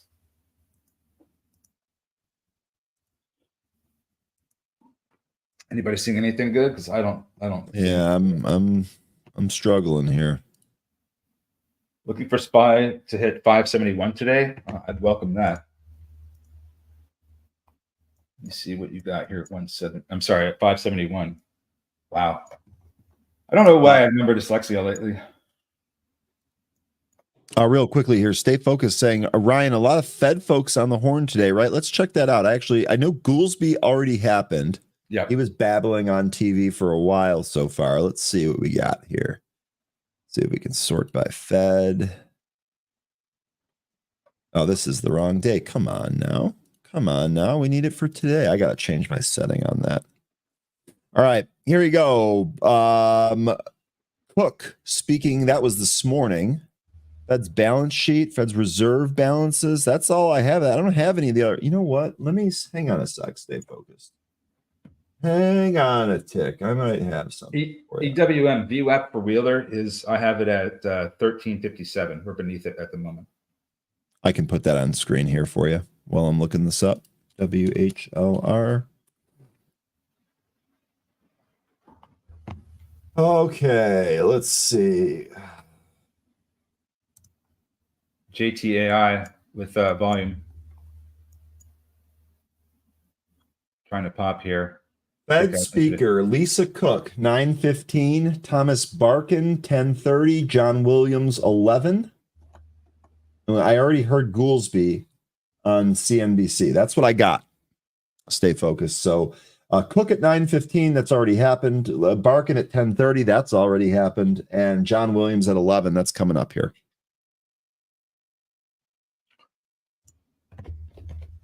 ASTS, I don't see it breaking out. It's trying to get back above the 200 EMA on the 5-minute. It's been getting suppressed for the past, gosh, almost 30 minutes now. But it, you know, if it's going to get above it and make new intraday highs, I would expect that it has a bigger volume candle than this. So you might be right as soon as it does that, but we need to see it first. I don't really see it breaking out at the moment. Not saying it won't though. Sure. All right. Oh, BNZI. Bonsai? Are we doing it? Nope, we're not. Nope. Came right back down underneath 5. It had a lower. It looks like 460 could be another could be the spot it finds support. It did earlier. Stay focused. What were you hitting this morning? You said good trading. That's awesome. I didn't find much good to trade here this morning. What were you hitting? How's Roblox doing after that short report yesterday? That's holding in here. CEL getting a mention. Yep. Yeah, CELH. Sorry. That's getting a mention by Will. Also, right back at highs. Wow. Jenks Pheasants was mentioning NET and SYM. He said blue skies. Blue sky breakouts. Let me see what we got here. There's no blue sky with NET. Not by a long shot. The all-time high in that one is up in the 200s. So no blue sky there. What was the other one we were looking at here? SYM. Well, now SYM looks interesting, but that's not a blue sky breakout either. This does look like it has a very prominent inverse head and shoulders. This looks like it's going to go higher. If you want to take a look at the daily chart of SYM. XYM? SYM. Yeah. Buru at the highs here on volume. That volume is printing as we speak, by the way. Here is your SYM. You wanted the daily chart? Yeah, look at that formation there. Yep. You're almost in a gap here. That's a nice formation. Actually, like how much are 35 calls for this?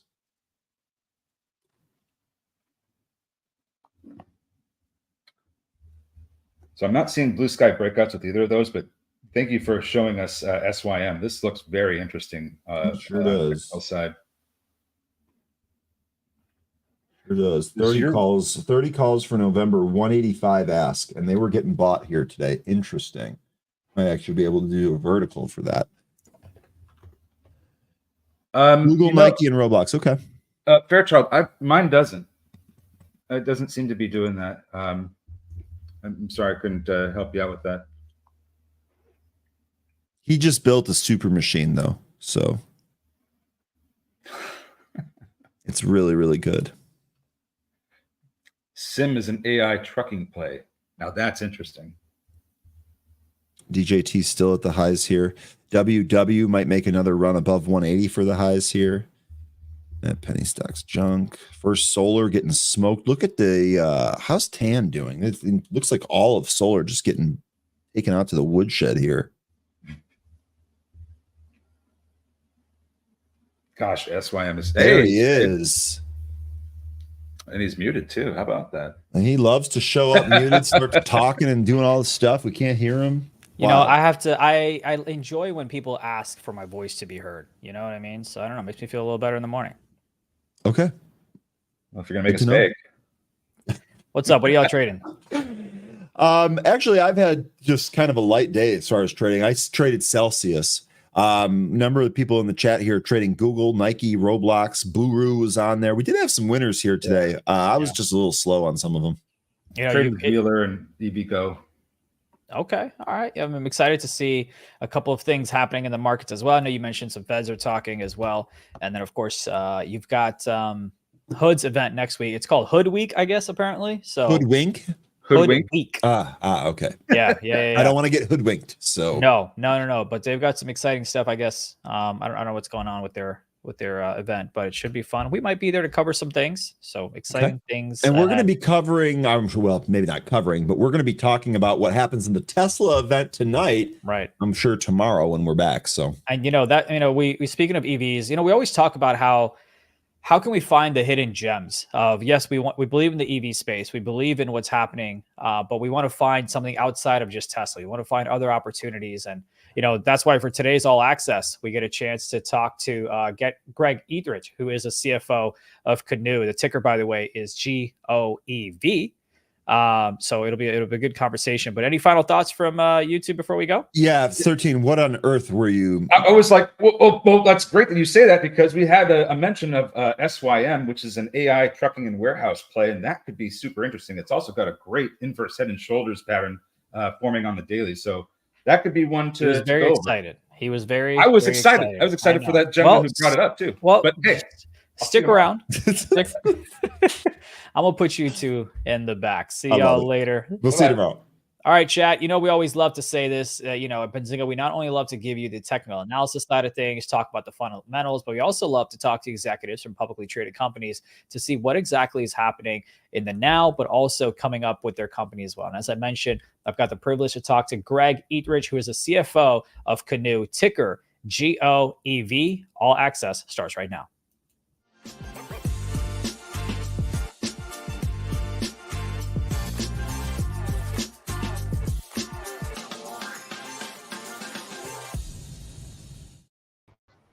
Good morning, Greg, and welcome to the show. Good morning. Thanks for having me. Good to be here. Absolutely. There's so many things happening in the EV space, and there's always, doesn't matter what it is, whether it's the EV space, the AI space, the data center space, there are different angles and ways to play it. And I'm glad you're on the show to kind of talk to us about what is it that your company does. So give us a brief overview before we get under the hood. Sure. Right.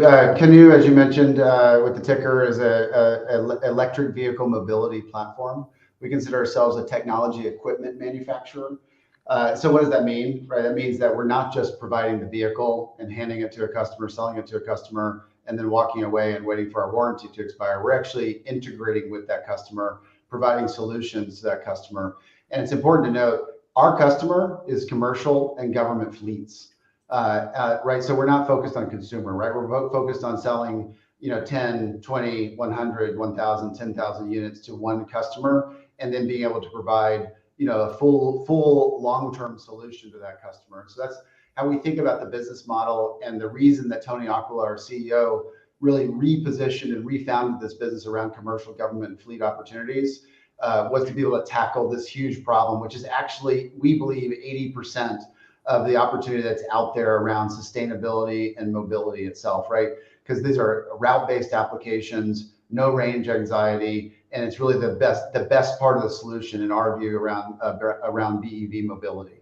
Yeah. Now, with you being in the commercial EV space, how are you different from the others in the sector, right? Because if you're looking both at the direct commercial EV makers and the manufacturers, as well as the general sector, why do you believe that you're kind of poised and positioned here to win and take some market share here? Well, I think it starts for us. It really starts with our technology, right? Because at the end of the day, like, we were founded in 2017, and it was on a blank sheet of paper, and we weren't trying to, to fit our technology into a legacy vehicle, right? So we had the benefit of really starting with that blank sheet of paper and being able to build a solution from the ground up. And so that's where we kind of conceived our multi-purpose platform, and that's where the same platform, think drivable chassis that can be used across any variant of vehicle that we manufacture. So it gives us massive amount of scale. It's almost like driving on your laptop. So in terms of data collection, being able to track how your driver performs, all of that information is all in that platform that can then be transmitted back to the customer. So when we think about, like, really it starts with, with that, right? The other thing that was really, really critical for us is when we think about the platform is democratizing that platform such that we can sell the components, we can sell, the drive unit, we can sell the battery technology, we can sell our battery modules, right? So not only can we sell a completed unit, but we can sell that technology and some of those components to third parties as well. And it's not something we've spent a tremendous amount of time to date in our earlier, kind of in our infancy, if you will, because we're focused on delivering the full vehicle. Yeah. But it does give you additional revenue streams and really enhancing and growing that TAM opportunity.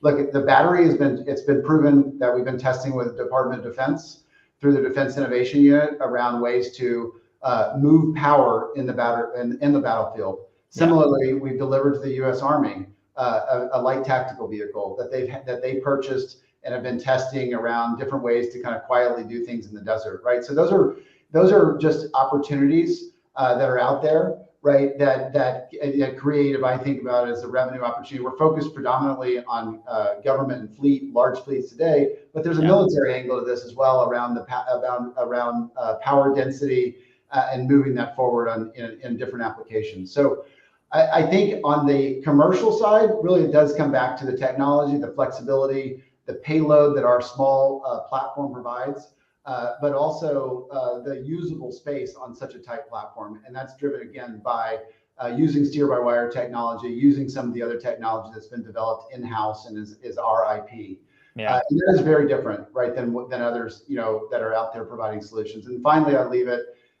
We are providing a long-term solution, integrating with our customers, improving their workflow, right? Ultimately improving their data flow, reducing their claims, right? Because we have a smaller vehicle, it's easier to drive, it's safer, but also they can manage their workforce by knowing if a driver is acting dangerous, right? Or doing something that they shouldn't be doing. And so those are all benefits ultimately to our customers. I love the aspect that it's like the thing behind the thing as well, right? So you mentioned, hey, we can sell the whole unit, or we have battery. We have different ways to go ahead and create the revenue outside of just the unit as a whole. So that's an interesting aspect, alongside the fact that it's not just a standard old white man that children are always scared of, right? You've got a new, unique look with your offerings, and that's one thing that I enjoy as well. Now, you're working with large global commercial, government, and fleet customers. What's the traction been like, right? What are these customers saying to you? What are they sharing with you? What's the insight there? Well, I think it's an interesting contrast, right? Because the last 2 years, people have been really beating up on EVs in general. And most of that's coming from the consumer side, right? There's been issues with consumer. There's been issues with the recalls. There's been issues with lots of things. But our customers are really steadfast. Like, they're very committed to their sustainability goals. Obviously, there's different rules and regulations and requirements in different parts of the world. But if you take, California or the US or the UK, like, at the end of the day, all of the smart corporates and, by regulation, but they also do it for other reasons, need to continue to move towards more sustainable, mobility, right? BEV is a big piece of that. They're going to move at different paces, right? And depending on what those regulatory, but at the end of the day, right, what we know is that it can't just be based on regulation. It needs to be based also on economics. And as you get in and start talking with fleet operators, whether it be here or in other parts of the world, they get the benefit, they kind of get the joke that BEV is substantially lower cost to operate than petrol and internal combustion, right? And for that reason, it gives them the benefit of not only being able to give this, kind of check the box from a sustainability perspective, but also, enhanced profitability, right? At the end of the day, everyone knows large corporates are focused on profitability. So we're feeding into that, feeding them some of that solution that ultimately drops to the bottom line. So I think that long-winded answer, but they are as committed as ever, and commercial and government fleets are not going back. We're kind of past the tipping point. And we just think it becomes a question of how long does it take to really trade out the lion's share of those vehicles. And, as you may know, in the UK, they've got more aggressive kind of timelines, versus, California has more aggressive timelines than the rest of the US, but it's happening. It's just going to happen at a different pace. Yeah. Well, speaking of commitment, let's hop on a flight and go abroad because I believe you have interest and news for Canoo, the expansion in the UK. Tell us a little bit more about that and what it can help with the bottom line of the company. Yeah, look, I mean, I think that the international opportunity, the UK opportunity, we found really, really intriguing. Obviously, from an environmental and a government perspective, they're very constructive around EV and around, as we said, these sustainability goals. I think that interestingly, when we delivered to the U.S. Postal Service the vehicles that they purchased from us earlier this year, and they've been running mail in around Atlanta for the last 6 months or so, we had to develop, using our steer-by-wire technology, a right-hand drive solution. When we did that, we were already looking at other international opportunities because we had received our foreign trade zone status out of our Oklahoma City facility. Yeah. And the UK seemed to be a really natural fit because they have tight roads, right? Roman roads, it's just a different environment. Do more with less on a small footprint over there. And we introduced the vehicles at some commercial fleet shows earlier this year. I think we met with, like, say, 8 of the maybe top 15 kind of fleet operators. And the feedback was just really tremendous because they were really excited about, partnering with an American company with the ability for us to be able to plant a flag in the UK and eventually maybe be able to expand some of our manufacturing operations in the UK, and then just providing them incremental product, right? Because they're trying to meet these requirements from the government, but they also are struggling to get good quality product. And they know, and based on our relationships and all the work and testing we've done in the US and in the Middle East and in very extreme environments, they knew that our product could be a really, really strong fit because it was designed to fit in an environment like theirs. Yeah. So we've been incubating those relationships and making a lot of progress this year. Actually, we announced a couple of weeks ago that we opened up our initial office location in Bicester, UK. So we're excited about that, and we're continuing to try to advance these things as best we can. Look, we're still a small company. We're still we have a lot on our plate, but we think that this is a tremendous opportunity for us. So that's one that we're pursuing, and we think will ultimately pay dividends. Remember, the sales cycle for commercial is not just somebody comes in and buys, right? It takes 6 months. It takes maybe 12 months to be able to go through that entire cycle. So you have to start it earlier than later. And that's one of the things we wanted to start doing both in the UK and in the Middle East. I'm in Atlanta, so I might have to stop my mailman, Winston, and see what he's driving and check out the vehicles there. Before I let you go, I've got to know what's in the pipe that you're able to tell us. What can investors or potential investors be excited about, let's say, in the next year, 3 to 6 months? What insights can you give us on the future to look out for? Well, look, I mean, we're going to be, as we've always said, we're going to announce things when they're real, and we don't want to get ahead of ourselves. But like I said, there's a lot of exciting things happening internationally. We're obviously continuing to make progress in our manufacturing footprint in the U.S. And ultimately, the milestones for us are going to be those announcements that continue to advance the business for us. And that's, I'll just leave it at that. I mean, there's going to be hopefully some exciting things to talk about in the future. All right. Appreciate your time here. Thank you so much. And, like I said, there's always different ways to play in the EV space. You guys have exciting things on the commercial aspect, not just in terms of the actual unit being sold, but also different technology and components within the vehicle itself as well. Thank you so much for your time here, Greg. Thank you. Thanks for having me again. All right. Have a good day. Got it. Absolutely. And folks, that was Greg Ethridge, who is the CFO of Canoo. Ticker once again is GOEV. And thank you for watching All Access.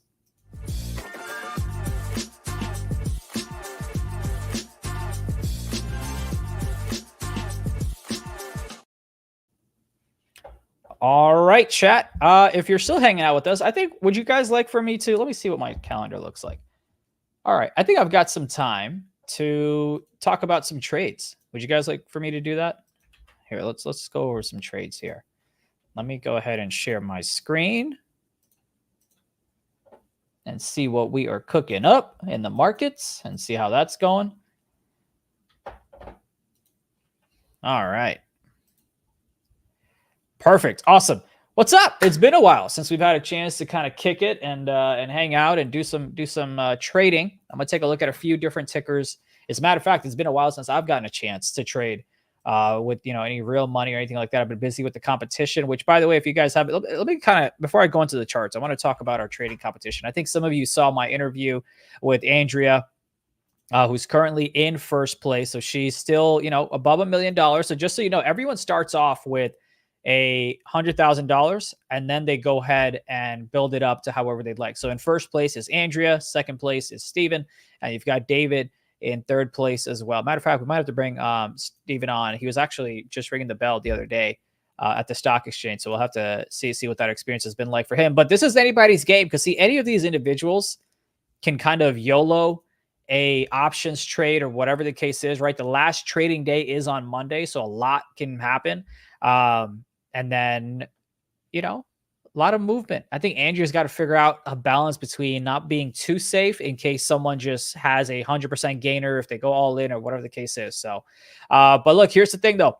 We do have contest number 2 that's going to be coming up, right? So contest number 1 ends on the 14th, but contest number 2 then kicks off on the 15th, where we up the prize to $10,000 if you get in first place, $2,000 if you come in second place, and $1,000 for third place.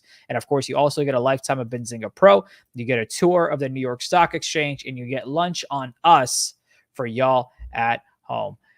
So make sure you guys check it out. I'm going to drop the link here in the chat as well. If you'd like to join the competition, it's absolutely free. You don't have to risk a single penny, zip, nada, zilch, completely free.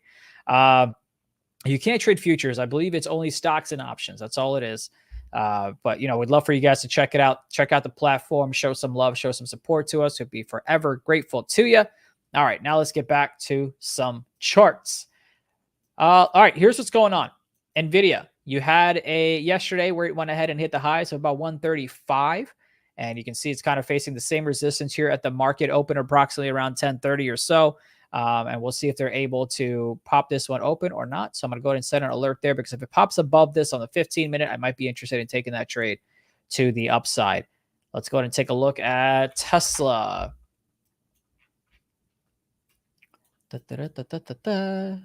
Of course, if you guys have any tickers that you guys want to take a look at, please do let me know. I'm actually going to play a little bit of music in there.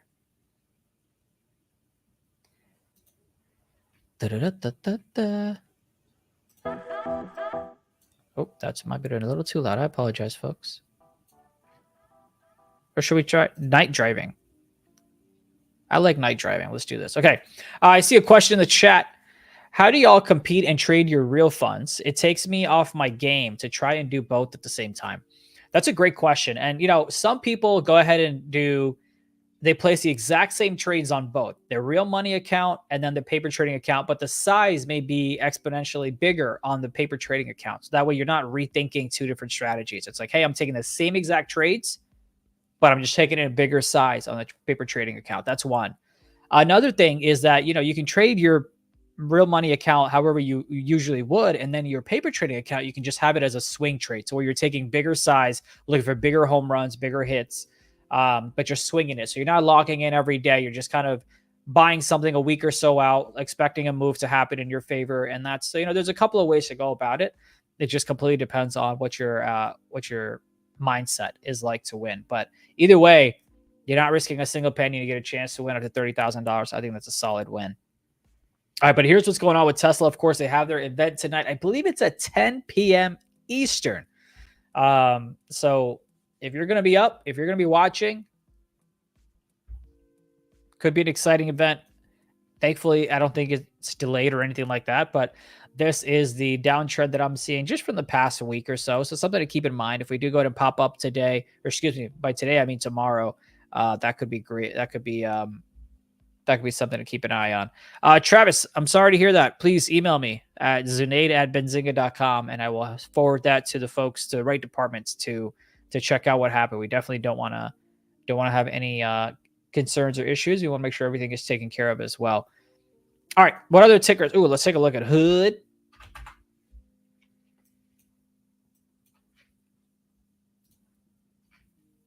So it finally popped up above 25.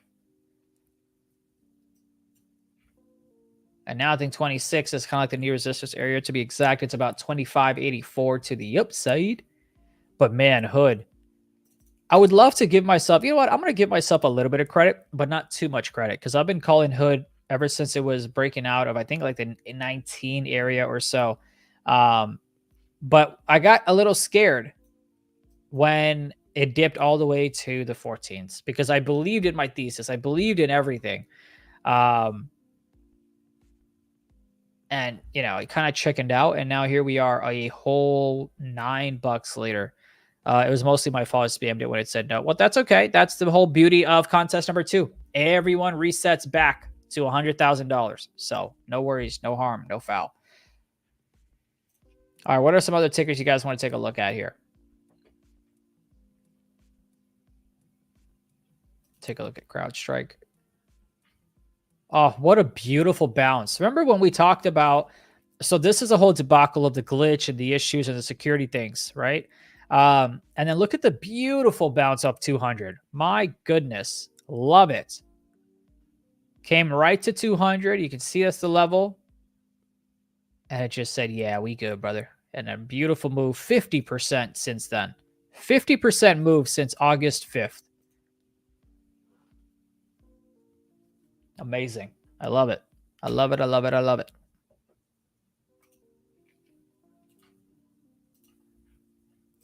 Let's see if we're finding anything. I'm not sure I'll be able to find like an intraday trade.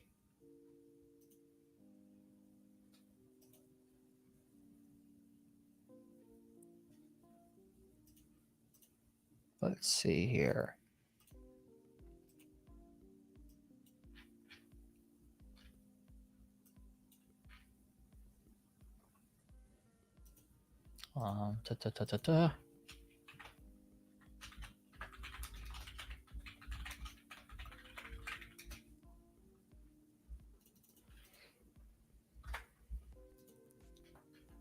Take a look at the ES.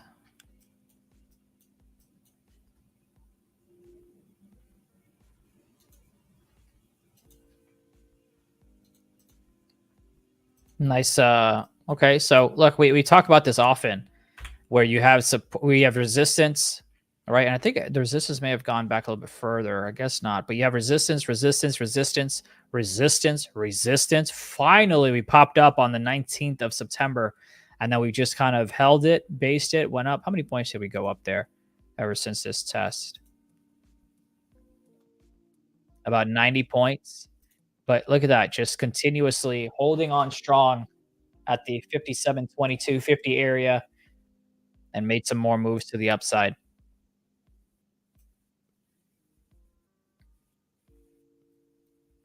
See what the NQ looks like.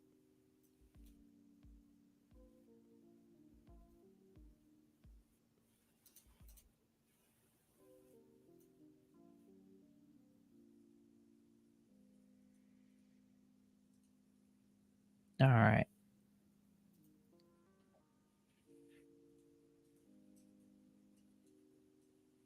All right, let me know if you guys have any other tickers. Net, is that one of them?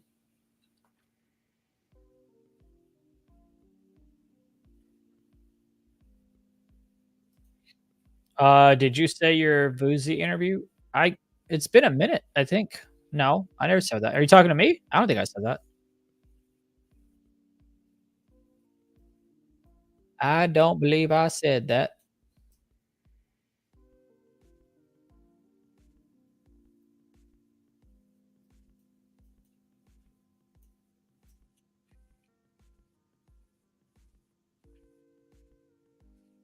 I think for net, for me, it's just like $100 level. If it can get above 100, then I'd be interested in it. But till then, maybe like the 87 area. But besides that, not much there for me.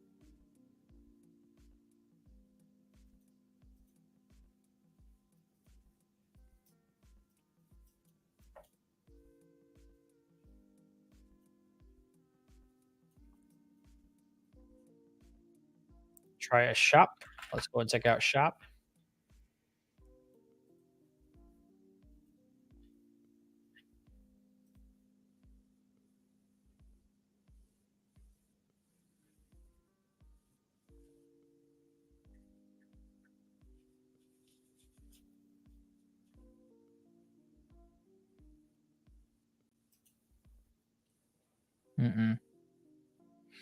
Wow, I really don't like a lot of these. I'm not seeing any good opportunities outside of what we've already gone over.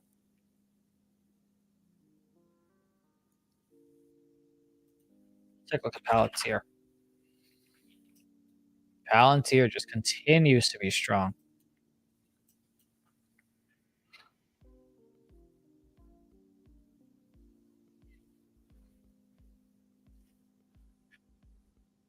What's all-time highs on Palantir? Oh, it's not that far.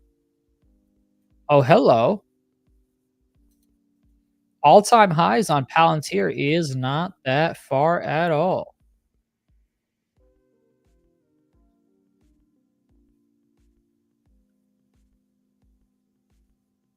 Interesting. Okay.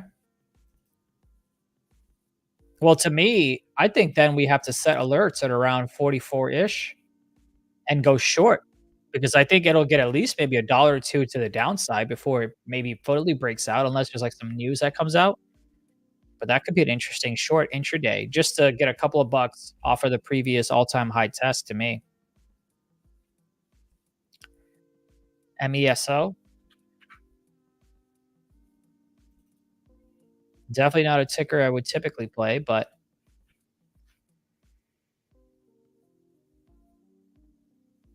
yeah, I don't know how much volume this has, but $10 would be something for me to take a look at.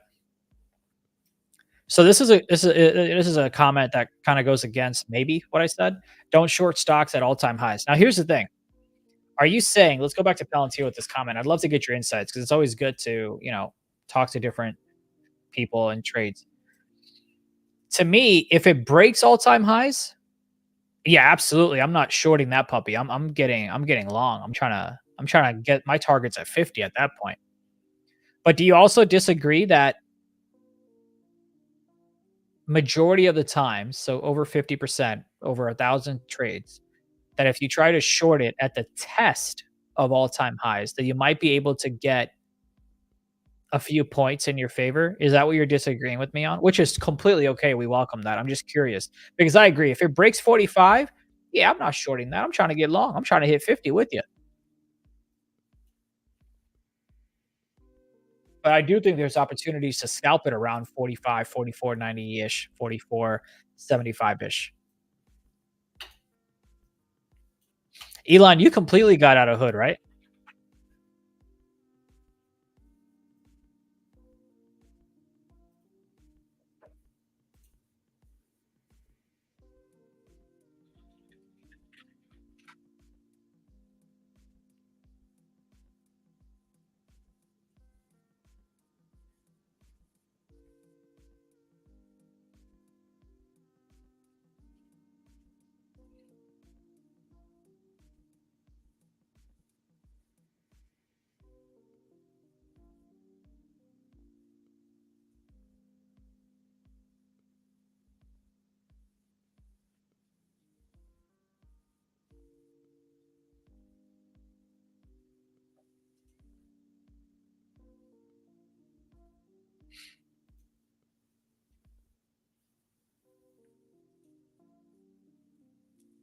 See, if only we got it on that early August dip, Elon.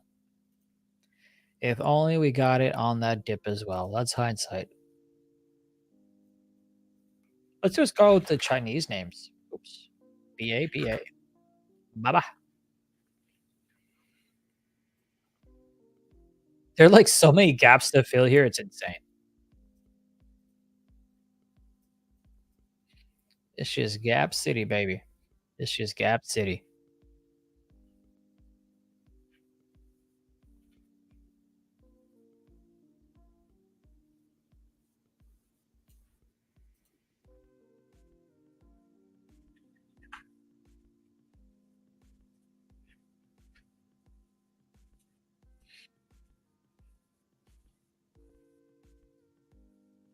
Ooh, what's it called? 26.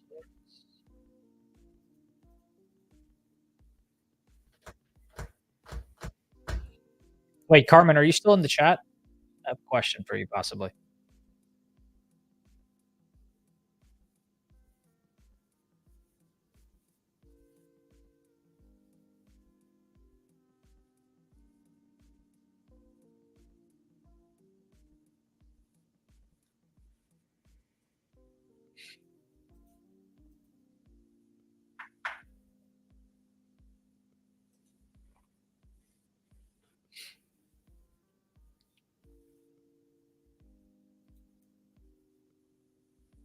All right, y'all.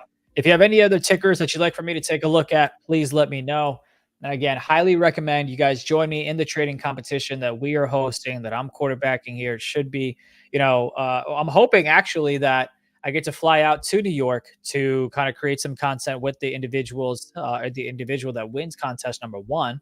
Once again, I'm just going to kind of quickly show y'all what the leaderboard looks like at the moment. You've got Andrea, who's in first place with $1 million earned in her paper trading account. And you've got Stefan, who is right behind her with $400,000. And it's anybody's game. We've got about today, tomorrow, we've got like, what is it? 3 more trading days, I believe. Let me take a look here. You've got 1, 2, 3.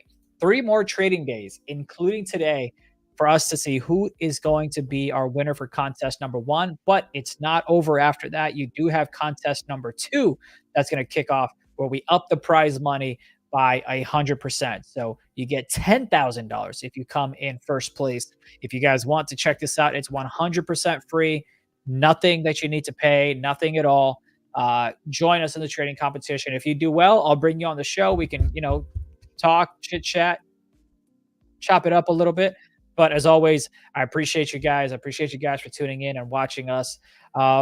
We've got some interesting content that we're going to shoot next week. I'm not sure exactly how things are going to play out in terms of being finalized, but there's an in-person event happening next week that my man, AT, myself, and a couple of other folks are going to go out there to kind of shoot some content. But appreciate you guys. Stay safe, stay green. And by the way, for the folks that are out there in Florida, I hope you guys are safe. I just checked in on a few of my friends earlier today, and it looks like they're doing okay. It wasn't as bad as expected, which is always, always, always a great thing. So stay safe, stay green, stay happy. We'll see you next.